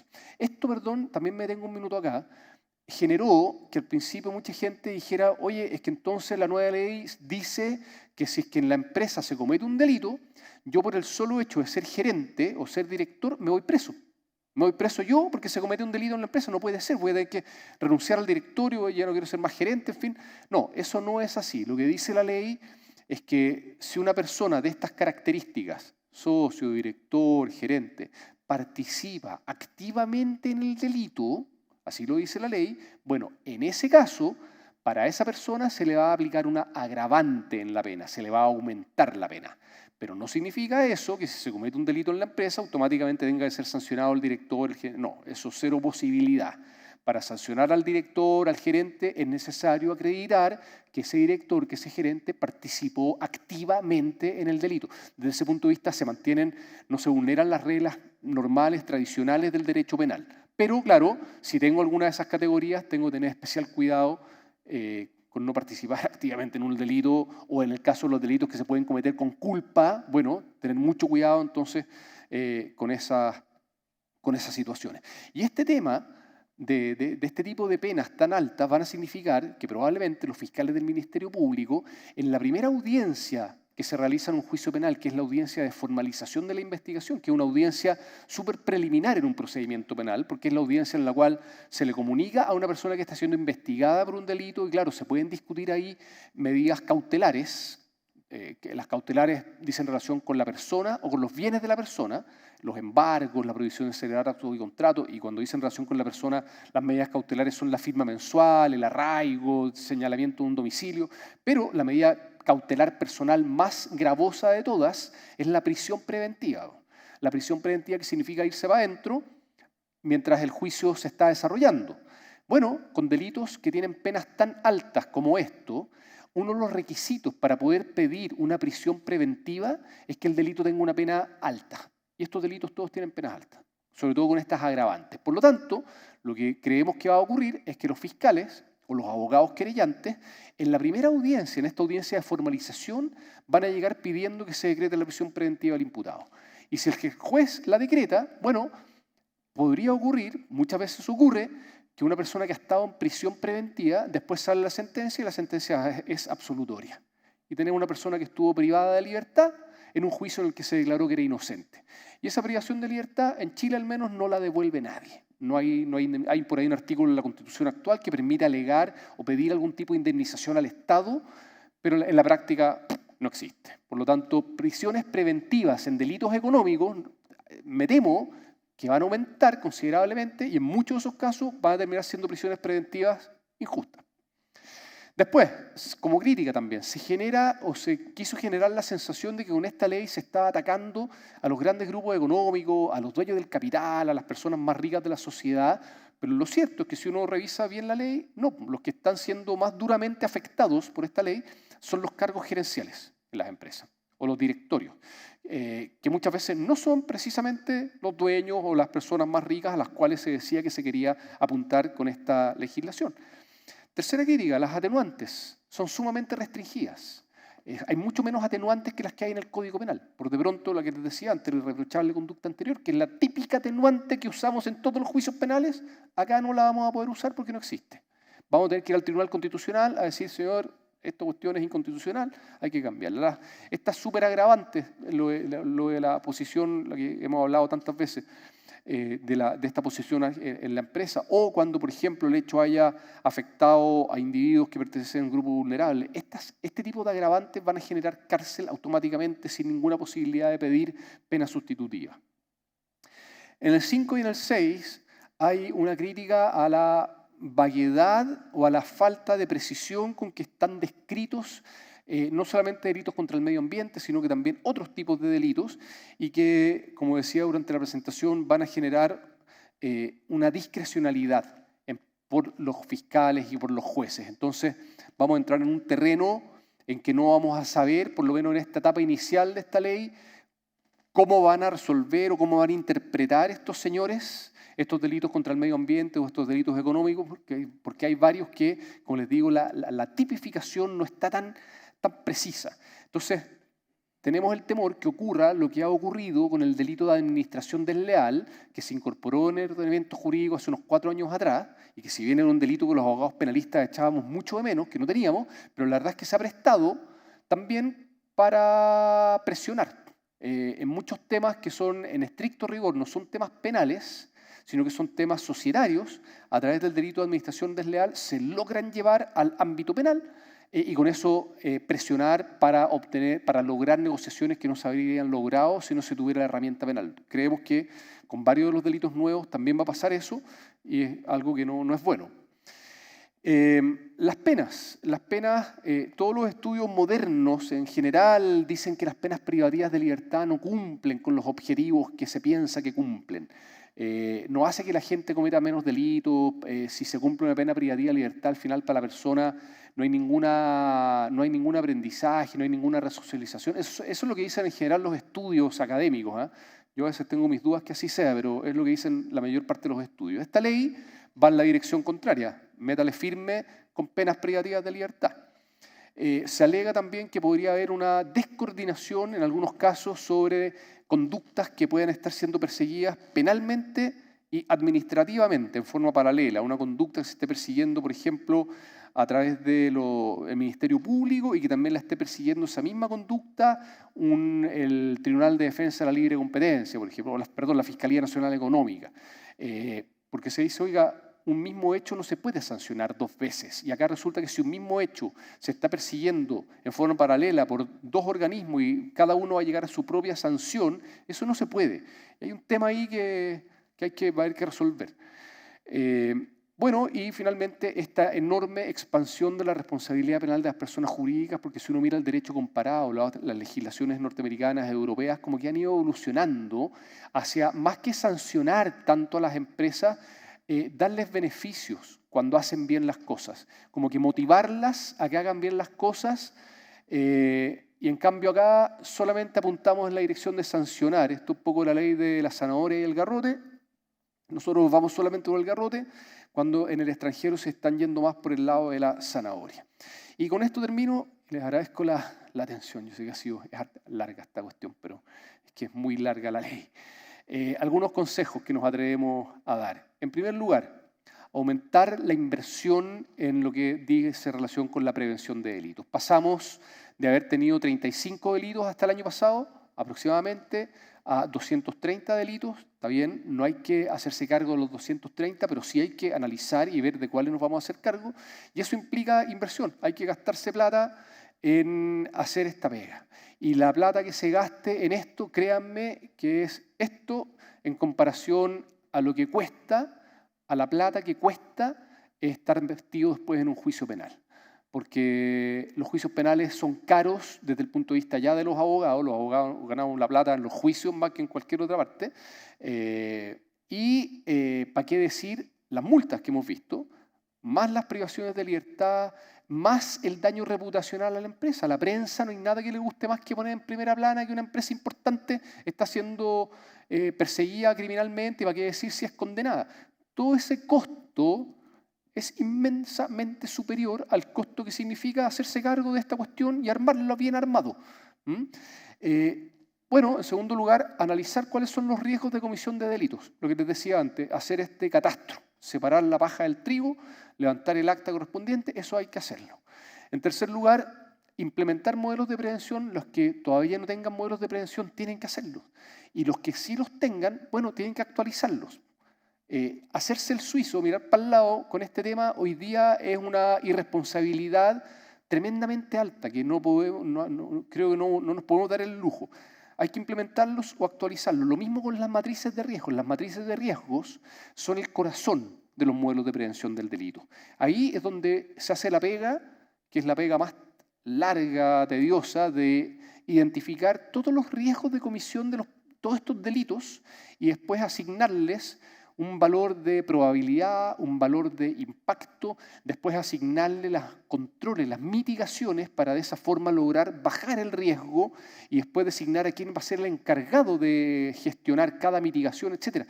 Esta es como la carta de navegación de un encargado de prevención del delito. Es la que el día de mañana, como les decía, hay que mostrarle al fiscal cómo ha ido cambiando esta matriz, cómo han ido disminuyendo los riesgos a medida que se han ido implementando los controles que señalan la matriz. Después, constatar el correcto funcionamiento de los modelos de prevención, porque no sirven los modelos de papel, esto ya lo dije, no saco nada con llevarle al fiscal todo muy bonitamente empastado, si al final no logro demostrarle que el modelo se aplica. Lo mismo con los encargados de prevención del delito, que tienen que ser personas que tengan la jerarquía que exige la ley.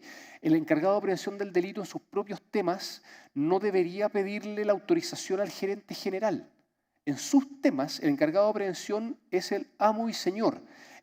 Por supuesto que lo ideal es que esté alineado con el gerente general, pero el día de mañana, si el gerente general le dice, oye, no hagáis eso, es mucho, ¿para qué? El encargado de prevención tendría que tener la jerarquía para decirle, sabéis que lo lamento, pero tengo que hacerlo. Y ese encargado de prevención, en estricto rigor, debería estar directamente conectado con el directorio. Yo fui encargado de prevención del delito de una empresa durante 4 o 5 años, porque quería estar en los zapatos de ese puesto para después poder asesorar correctamente. Y me pasó, en más de una oportunidad, que el gerente general me decía, no, estáis siendo muy exagerado. Perdona, pero es que esto es mi tema. Yo soy abogado penalista, yo sé cómo funciona esta cuestión, así que hazme caso. Y si estamos en desacuerdo, vamos al directorio. Y muchas veces fuimos al directorio y planteábamos las diferentes opiniones y afortunadamente siempre se terminó haciendo caso a lo que decía yo, que era de buena fe. Pero a eso me refiero, que el encargado de prevención tiene que tener una jerarquía en la empresa. No se trata de nombrar encargado de prevención al tipo que siempre ha sido el contador, el contralor, que ha tenido otro tipo de trabajo, porque si eso ocurre, normalmente las otras personas de la empresa llegan, le pegan en las palmas y dicen, Carlito, te nombraron, compadre, a mí no me están hinchando ahí, porque somos amigos toda la vida, ¿cómo se te ocurre? Eso no puede pasar. En muchos casos, al encargado de prevención es bueno designar incluso una persona que sea externo a la empresa, que vaya 2 o 3 mañanas en la semana, pero que sea alguien al que se le tenga cierto respeto, que sepa la gente de la empresa que este es el tipo que está mirando, que está fiscalizando, que está controlando. Conocer bien a los clientes y a los proveedores. Acá estoy pensando especialmente en los delitos de lavado de activos, saber de dónde vienen las platas que está recibiendo la empresa. De dónde son las cosas, de dónde provienen las cosas, los materiales que está comprando la empresa. Hay que saberlo, si no puedo estar metiéndome en un delito de lavado de activos. Implementar canales de denuncia. Eso lo dice expresamente la ley. Las empresas tienen que tener canales de denuncia, que significa que cualquier persona de la empresa, colaborador o un tercero, si se percata que alguien puede estar cometiendo algún delito o tiene la duda sobre si esa conducta puede ser o no constitutiva de delito, esa persona tenga la posibilidad de hacer la denuncia a través de un canal que le garantice su anonimato o que incluso plantee la consulta, más que denuncia. Oiga, está pasando esto, yo no sé si es delito, pero lo informo, vean ustedes, investiguen, yo cumplo con informarlo. Y que esa persona tenga la tranquilidad de que no se va a saber quién fue el que hizo la denuncia, porque a nadie le gusta hacer el soplón, ¿no es verdad? El acusete, desde chico nos han enseñado que acusar no puede ser, es de poco hombre, eso no se hace. Pero en estos temas es como en las colusiones, la delación compensada, ¿no es verdad? Una de las mejores formas en las que se logra descubrir estos asuntos es a través de las denuncias anónimas. Y hoy día hay muchas empresas que ofrecen estos servicios de gestionar estas denuncias anónimas y realizan la investigación de la denuncia y finalmente se intenta llegar a puerto para saber si realmente se está o no se está cometiendo un delito, porque si se establece que se está cometiendo un delito, lo que procedería a continuación es entregarle los antecedentes al Ministerio Público. Porque si uno no lo hace, el día de mañana, si el Ministerio Público se entera por una denuncia, también por una denuncia anónima, bueno, a la empresa le va a llegar por no haber hecho la denuncia si es que investigó el tema y llegó a esa conclusión. Además de que la empresa tiene que aplicar sus propias sanciones cuando se establece que alguien incurrió en alguna conducta de este tipo. Sanciones que son las que están en los reglamentos internos, que van desde la amonestación verbal hasta el despido. Y finalmente, aumentar las capacitaciones, ojalá evaluadas. Está súper demostrado que nadie lee. Si yo a la gente de mi empresa les entrego un código de ética de conducta, les entrego un manual de prevención del delito, les entrego una política, por muy lindamente empastada que pueda estar, la gente en general le pega una mirada y lo guarda. Nadie lee. Hoy día la gente lee, ¿no es cierto?, en el celular, cuestiones de 3 líneas, no más, como que ya no hay capacidad para leer. Entonces, frente a eso, bueno, hay que ser ingenioso. ¿De qué modo logro meter estos conocimientos en mi empresa? Porque si los logro meter bien, la empresa va a estar más segura, las personas van a estar más seguras de no meter las patas. Capacitaciones es una de las típicas herramientas, capacitaciones pero cortas, no como esto que hemos hecho ahora que ha sido extensamente largo. Está demostrado que la gente no logra mantener la atención más de 15 o 20 minutos, entonces capacitaciones cortas de 15 minutos, pero que sean regulares, una vez al mes una capacitación, una vez cada 20 días. Y ojalá al final con una evaluación, que la persona que participó en la capacitación tenga que contestar 3 o 4 preguntas de alternativas para que sea rápido. Pero eso le va a permitir al encargado de prevención ir teniendo un registro de cómo la gente está aprendiendo y el día de mañana poder llamar a alguien y decirle, estimado, fíjese que usted en todas las capacitaciones me está saliendo con nota 1. Entonces usted no está pescando. Si usted no se alinea con nuestro modelo de prevención, no podemos seguir trabajando juntos porque usted me está generando un riesgo para usted y para toda la empresa. Y en los contratos de trabajo muchas empresas están empezando a poner como causal de despido que la persona no se alinee con el modelo de prevención de delitos de la empresa. Y bueno, capacitaciones es una de las formas. Acá también se puede ser muy creativo. Yo creo que mientras más lúdico sea la forma de enseñar estos temas, mejor. Pueden ser, qué sé yo, avisos que aparezcan en el computador, cuestiones divertidas, carteles puestos en distintas empresas. Yo cuando voy a BCI, a la compañía de seguros, nunca dejo de sorprenderme la cantidad de carteles que van cambiando, cuestiones súper imaginativas, creativas, pero que van con los mensajes. Mensajes que al final se van incorporando en el inconsciente colectivo y que logran ir generando una mejor cultura ética en la empresa. En las 2 láminas finales les dejo como esquema de la ley, que es otra forma de mirarla desde un punto de vista como si fuera un esqueleto. Son 2 láminas que puede servir. Y finalmente, este último gráfico que siempre muestro y que es absolutamente cierto. Está absolutamente demostrado que las empresas, mientras más invierten en temas de compliance, cumplimiento, mejores negocios terminan haciendo. Y por lo tanto, las utilidades de las empresas aumentan mientras mejores sean sus estándares de compliance. Esto no lo digo yo, lo dice el Standard & Poor's de Estados Unidos. Así que yo creo que ese es el mensaje con el que hay que quedarse. Esta ley es dura, pero nos ofrece al mismo tiempo la posibilidad de meternos a trabajar en estos temas, ir haciendo modelos de prevención que vayan mejorando con el tiempo. No hay para qué hacer una cuestión a todo trapo de un día para otro, pero sí ir avanzando. Eso va generando una mejor cultura ética corporativa, un mejor gobierno corporativo y se terminan haciendo mejores negocios. Por lo tanto, yo creo que ese es el mensaje, que subirse al carro y empezar a remar en esa dirección. Muchas gracias y quedo abierto a las preguntas que puedan haber. Van a pasar el micrófono, yo creo, Gonzalo, ¿no? Para las preguntas. Ahí va en camino. Sí, bueno, parto por agradecer a Sergio su larga y completa presentación. nos quedan algunos minutos todavía disponibles para tener una conversación con nuestro invitado y vamos a hacer circular un micrófono entre los asistentes que quieran hacer alguna consulta. Y mientras tanto yo les voy contando que tenemos, con Sergio estamos preparando 2 documentos adicionales, que es una especie de guía práctica de aplicación de la norma, que va más bien en línea con preguntas y respuestas que han ido surgiendo durante estos seminarios. Y también vamos a preparar una guía para hacer un buen modelo de prevención. Los modelos de prevención, como lo señaló Sergio, son modelos que son un guante a la medida de la empresa. Nosotros como Cámara no podríamos entregarles un modelo porque lo más probable es que no les sirva a cada uno de ustedes. Pero sí vamos a tratar de hacer un documento en el que se señale cuáles son todos los aspectos, todos los conceptos que debería contener un buen modelo de prevención para que ustedes puedan desarrollar el que se adecua perfectamente a lo que necesitan sus empresas. Eso también se lo vamos a hacer llegar ahora en los próximos días. Estamos trabajando en esos documentos. No sé si hay preguntas acá. Oye, Sergio, Alfredo Gres, yo primero felicitarte, muy buena la charla. Y tengo 2 preguntas. Una, no tengo bien claro si ya está rigiendo esta ley en su totalidad a partir de agosto, entiendo, sí, se me olvidó. o hay algo que después se va a aplicar. No lo dije, la que dice relación con la responsabilidad penal de las personas jurídicas, la ley dio un plazo de 1 año para entrar en vigencia. Es decir, todo esto lo dice relación con las empresas, empieza a regir a contar de agosto del próximo año, el 17 de agosto, si mi memoria no falla. Así hay 1 año para actualizarse.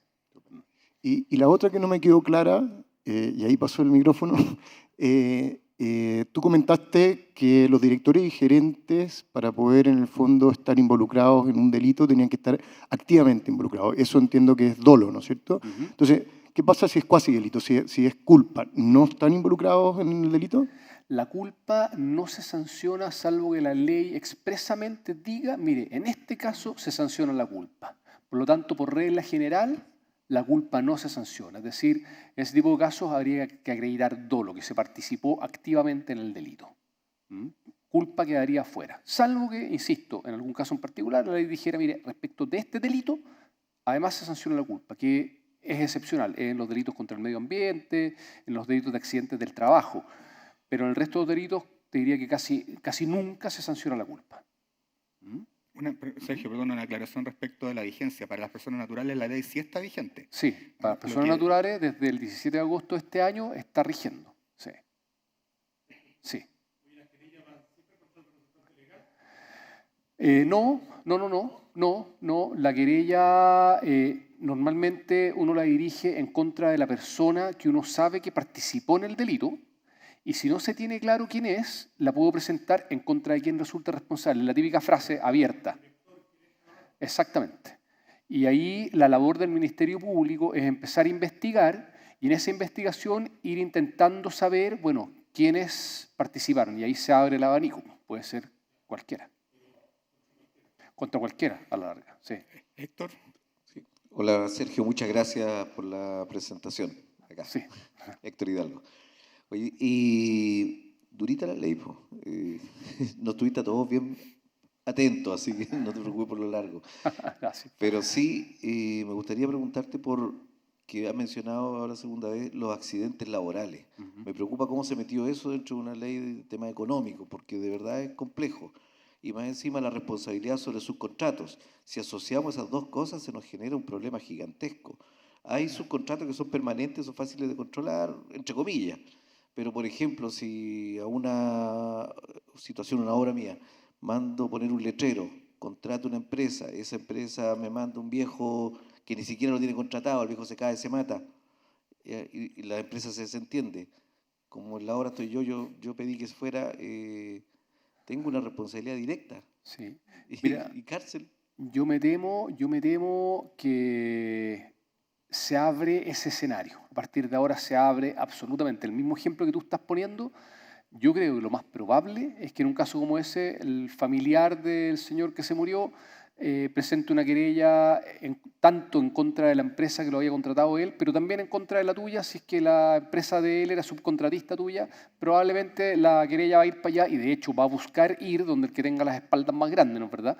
Así que claro, esa querella yo creo probablemente va a llegar y ahí de lo que se va a tratar es de demostrar que la empresa mandante, en este caso, tomó las medidas preventivas que tenía que tomar. Lo que pasa es que el miedo que tenemos nosotros es que aquí vaya a ocurrir un poco lo que vemos que pasa en los juzgados laborales, donde frente a los accidentes del trabajo, muchas veces la empresa, por mucho que haya tomado todas las medidas preventivas que sean posibles, el juez laboral, muchas veces por un tema casi ideológico, dice, ¿sabe qué? Me da lo mismo todas las medidas que haya tomado la empresa. El accidente se produjo, responde la empresa. Si es que algo así, ese criterio se aplica en materia penal, estamos mal. Estamos mal y, claro, se arriesga cárcel. Porque por mucho que es cuasi delito, ¿no es verdad? Que tiene una pena más baja que la del delito, pero igual terminan siendo penas privativas de libertad. Y si se logra demostrar que alguien de una posición jerárquica superior sabía, por ejemplo, que debía haber tomado tal medida de prevención de accidente laboral y no lo hizo, si aparece por ahí, por ejemplo, un correo electrónico, oiga, jefe, tenemos que poner, qué sé yo, barandas en este piso, y no se hizo eso, el día de mañana ese correo va a servir para decir, mire, acá el jefe, el gerente, estaba avisado de esto, aquí está el correo, y no lo hizo, aquí están los WhatsApps, y no lo hizo, por lo tanto, venga para acá, usted responde. Así que no, ahí es un temazo que se abre con esta cuestión. Yo creo que las querellas criminales ahora por accidentes del trabajo van a florecer y va a haber que defenderse entonces e intentar demostrar que se tomaron las medidas preventivas adecuadas y que pese a eso se produjo el accidente. Que muchas veces pasa, las medidas están tomadas y los trabajadores no las pescan. Y ahí se producen los accidentes. Es complicado. Sergio, acá tenemos otra consulta. Sí.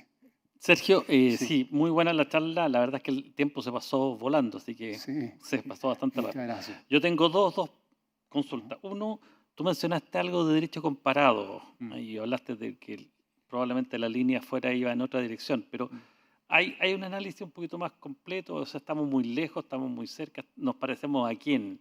¿A los de África, a los de Asia? ¿A quiénes? Esa es como una primera pregunta. Y lo segundo, hablando de riesgos, ¿no? ¿Cómo nos aseguramos que el sistema judicial en Chile esté preparado para implementar esta ley? ¿Cómo nos aseguramos, perdón, de qué? El sistema judicial nuestro, chileno, esté preparado para implementar esta ley, o queda, como tú dices, abierto a interpretaciones. Mira, hay dos cosas. Desde el punto de vista de la legislación comparada, yo te diría que si nos comparamos con Latinoamérica, somos los jaguares. Somos lo que en Latinoamérica estamos más avanzados, indudablemente. A mí me ha tocado hablar últimamente con abogados argentinos y abogados peruanos que me han llamado a preguntarme por esta ley, para decirme cómo lo estamos haciendo, en fin. Y desde ese punto de vista tengo la sensación que en Latinoamérica somos los que estamos más avanzados y estamos entonces intentando parecernos a Estados Unidos especialmente y a Europa. Hay una ley en Estados Unidos, la FCPA, que es súper dura, y que es la que ha permitido sancionar con multas altísimas a Latam, Sokimich, los señores Cueto, el señor Contese, en casos de este tipo que se están investigando por la DJO de Estados Unidos. Entonces, claro, nos estamos intentando parecer a esos países, estamos acercándonos a esos países, pero esos países van tanto igual más adelantados que nosotros, que ahora últimamente han ido derivando lo que les decía yo, de que más que aplicar tanta sanción, están empezando a ofrecer beneficios a las empresas que hacen bien las cosas. Y de ese punto de vista, nosotros no hemos dado ningún paso aún en esa dirección. Y en cuanto al sistema judicial, yo creo que es otro gran tema, porque yo veo imposible que el sistema judicial chileno se logre hacer cargo de todo esto. Si uno va a conversar con un fiscal, yo hoy día por medio de hablar con los fiscales cuando se creó la reforma procesal penal, el sistema estaba pensado para que cada fiscal tuviera a su cargo, qué sé yo, un aproximado de 150 investigaciones. En la realidad hoy día cada fiscal tiene a su cargo un promedio de 500 investigaciones. O sea, está más que triplicado lo que se pensó versus la realidad. Y eso significa que uno va a hablar con un fiscal y los gallos a uno no los ve detrás del alto de archivadores y carpetas en que están metidos. Parecen una especie de ratones metidos debajo. Y es imposible entonces que gestionen bien todos los casos. Los fiscales en la actualidad gestionan aquellos casos en que hay un abogado querellante que está puncereando, o cuando es un caso de connotación pública, que tiene prensa. Por lo tanto, yo creo que acá lo que va a pasar es que los fiscales, el Ministerio Público se ha capacitado fuertemente en esta ley. Yo he estado en seminarios de capacitaciones a los fiscales del Ministerio Público y se están capacitando mucho. Y el Ministerio Público está organizando además grupos de fiscales que van a estar especialmente dedicados a este tipo de casos. Pero, así todo, los delitos económicos son a veces tan sofisticados, cuesta tanto probarlo, hay tanta documentación, es tan difícil, que yo creo que no van a dar abasto por ningún motivo. Entonces, yo creo que lo que va a ocurrir es que los fiscales, el Ministerio Público va a tratar de agarrar un par de casos más o menos emblemáticos y darles prensa con tutti, para generar una sensación de temor generalizada. Pero de ahí a que puedan perseguir todos los casos que se produzcan, cero posibilidad. No hay recursos para perseguir todo esto. Sergio, mientras hacemos circular el micrófono, hay una consulta del chat que también la tenía anotada yo para hacértela y que tiene que ver con la cadena de valor. Acá en estos comités que estamos hoy día orientando esta charla se trabaja mucho con una cadena de valor y es importante entonces la consulta cómo podemos desde la empresa tomar los resguardos adecuados para saber, tú lo mencionaste de alguna manera en la charla, con quién estamos contratando, quiénes son nuestros proveedores y qué resguardos, qué cortafuegos podemos implementar en la empresa en la relación con nuestros proveedores. Por ejemplo, y la pregunta bien específica que está en el chat es si podemos, por ejemplo, generar en nuestros contratos obligaciones de debida diligencia y qué efecto podría tener una cláusula como esa en la relación con nuestros proveedores. Sí. Bueno, en efecto, acá se trata de que hay que conocer lo mejor posible a los proveedores, a los clientes. El Know Your Customer que usan los gringos, acá es súper aplicable. Y claro, una de las formas en que eso se hace es, además de revisar, qué sé yo, el DICOM, todos los informes comerciales que pueda tener el proveedor, es efectivamente hacerlos suscribir anexos de contratos en los cuales los proveedores declaran saber que la empresa que los está contratando tiene un modelo de prevención del delito, que en ese modelo de prevención del delito intentan evitar todos estos delitos y se les nombra. Después se dice que el proveedor entonces va a asistir a las capacitaciones que haga la empresa principal, que también es muy recomendable en estas capacitaciones que yo les decía, hacérselas a los proveedores y que los tipos participen y que también se evalúen las capacitaciones. Que en esa declaración se obliguen a informar también al canal de denuncias o al encargado de prevención del delito de la empresa principal cualquier cuestión rara que noten. En fin, ese tipo de herramientas y documentos se están generando y ya se usan. Son las formas en que estamos viendo que se puede intentar prevenir estos riesgos. Gracias, Sergio. Tenemos un par de preguntas más. Sí, hola, buenas tardes. Buenas tardes. Quería consultar sobre dos situaciones que pueden darse en una empresa desde el punto de vista tal vez que le afecte a la empresa. Cuando, por ejemplo, uno de sus colaboradores ofrece servicios, por ejemplo, a uno de sus clientes que sea del mismo giro, pero lo esté ofreciendo por fuera, o otra situación que se puede dar que un colaborador beneficia a ciertos subcontratistas para asignar cierto tipo de trabajo. Si ese tipo de conductas también pueden ser categorizadas como delito económico. Sí. Mira, la primera, esto de que un colaborador realice el mismo servicio por su cuenta respecto del que presta a la empresa por la cual está contratado, te diría que es un tema que desde hace mucho tiempo está en general regulado por el derecho laboral. Es una de las prohibiciones que normalmente se ponen en los contratos de trabajo, que el colaborador no puede hacer trabajo en los cuales esté compitiendo con su empleador y si se le descubre es una causal de término del contrato de trabajo. Desde ese punto de vista, en materia de delito económico no lo veo dentro del catálogo. En cambio, el otro, ¿cuál fue la otra cosa que tú dijiste, perdón? Que ese sí la vi. El cohecho. Que, eso es soborno entre particulares. Si un empleado, un colaborador de la empresa, recibe, por ejemplo, un soborno para preferir a un proveedor por sobre otro, ese es precisamente un caso de soborno entre privados. Y eso sí es delito y genera responsabilidad penal para la empresa, en este caso probablemente más bien la que haga, aunque recordemos que en materia de soborno se sanciona a dos partes. Entonces es complicado. Eso es delito sí o sí. Ese es el soborno entre privados que se estableció en Chile hace 3 años, 4 años. Antes no teníamos ese delito. Hola, Sergio. Ujú. Oye, muy clara la presentación, muchas gracias. Gracias. Muchas cosas que pensar. Oye, las empresas, muchos de suministros somos empresas multinacionales, y las multinacionales por lo general ya veníamos hace mucho tiempo atrás con un modelo de prevención del delito. ¿Ese va a servir como un atenuante acá en Chile? Para que... Y la otra pregunta, un poco lo que ya lo dijiste, pero por ejemplo, si nosotros tenemos a un arquitecto y que va a una empresa o a un municipio y hace un cohecho, pero nosotros ya hemos tenido la capacitación con él y todo, y firmó todo, ¿vamos a salir libres o igual nos va a llegar la ley? Voy de atrás para adelante.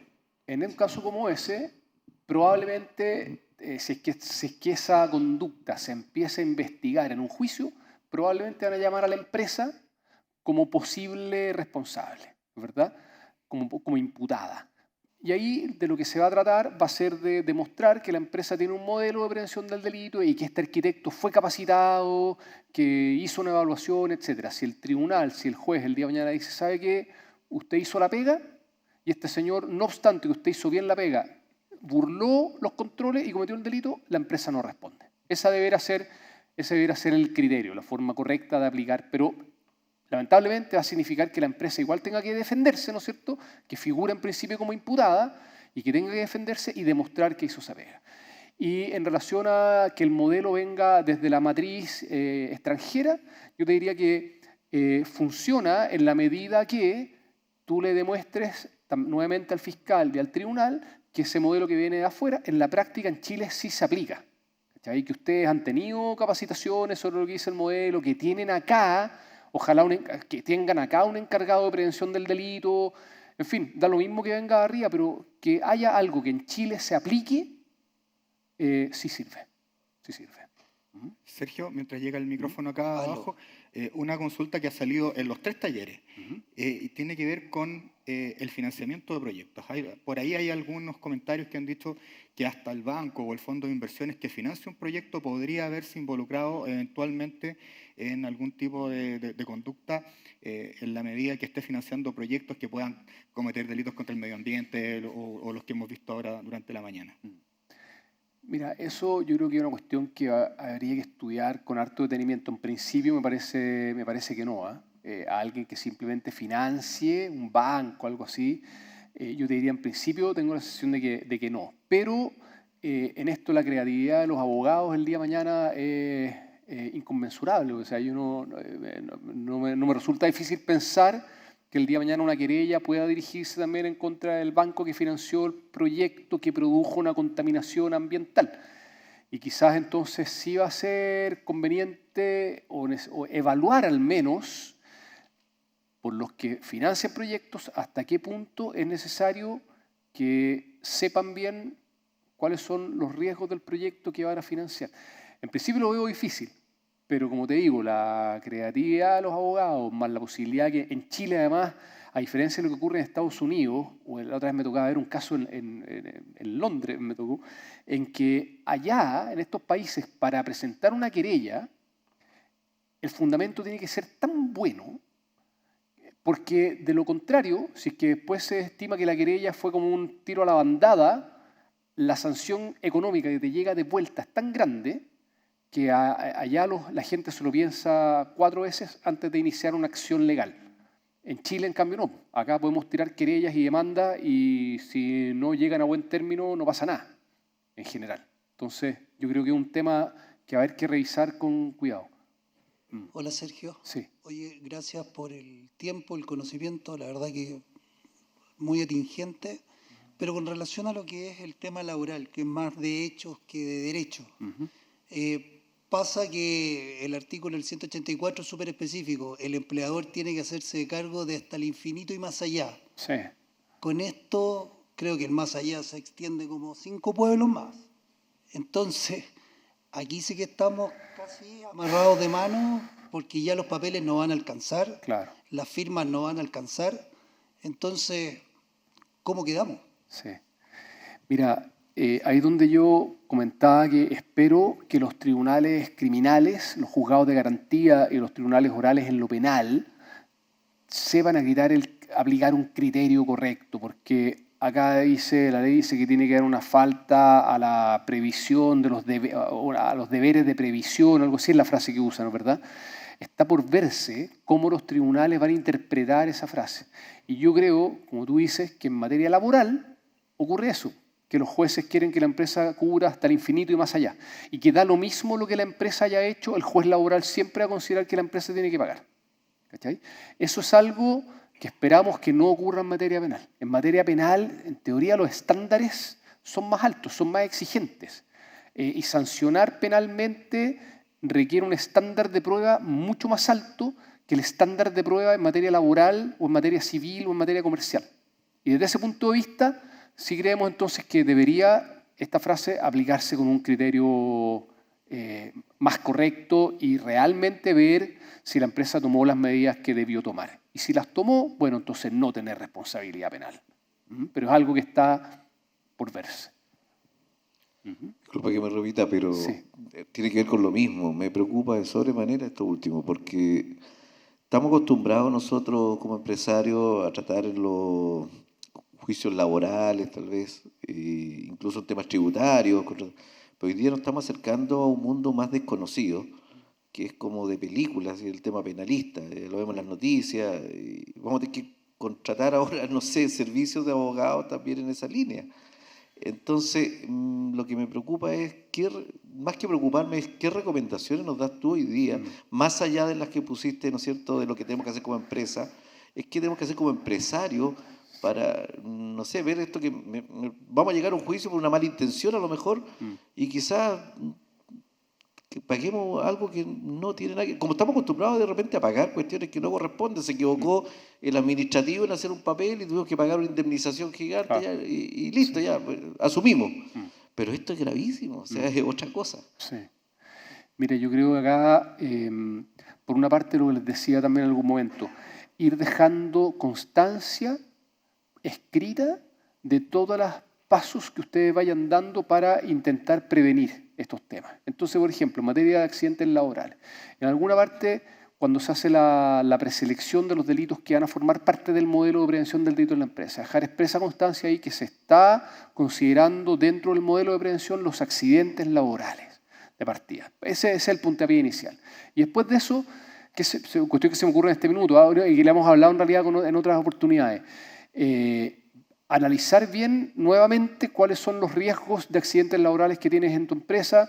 Quizás, si es que no lo has hecho, lamentablemente, que lata, porque es pura gastadero de plata esto, pero contratar un prevencionista de riesgos que especialmente para esta obra te diga cuáles son los riesgos e implementar entonces las medidas que correspondan, pero todo eso, a mí lo que más me importa el día de mañana como abogado defensor en un juicio es tener la documentación que acredite que yo fui dando los pasos y tomando las medidas que se podían tomar. Porque eso es lo que el día de mañana a mí me va a permitir, frente a un fiscal o a un juez criminal, decirle, oiga, pero mire, aquí está todo lo que hemos hecho, ¿qué más se podía hacer?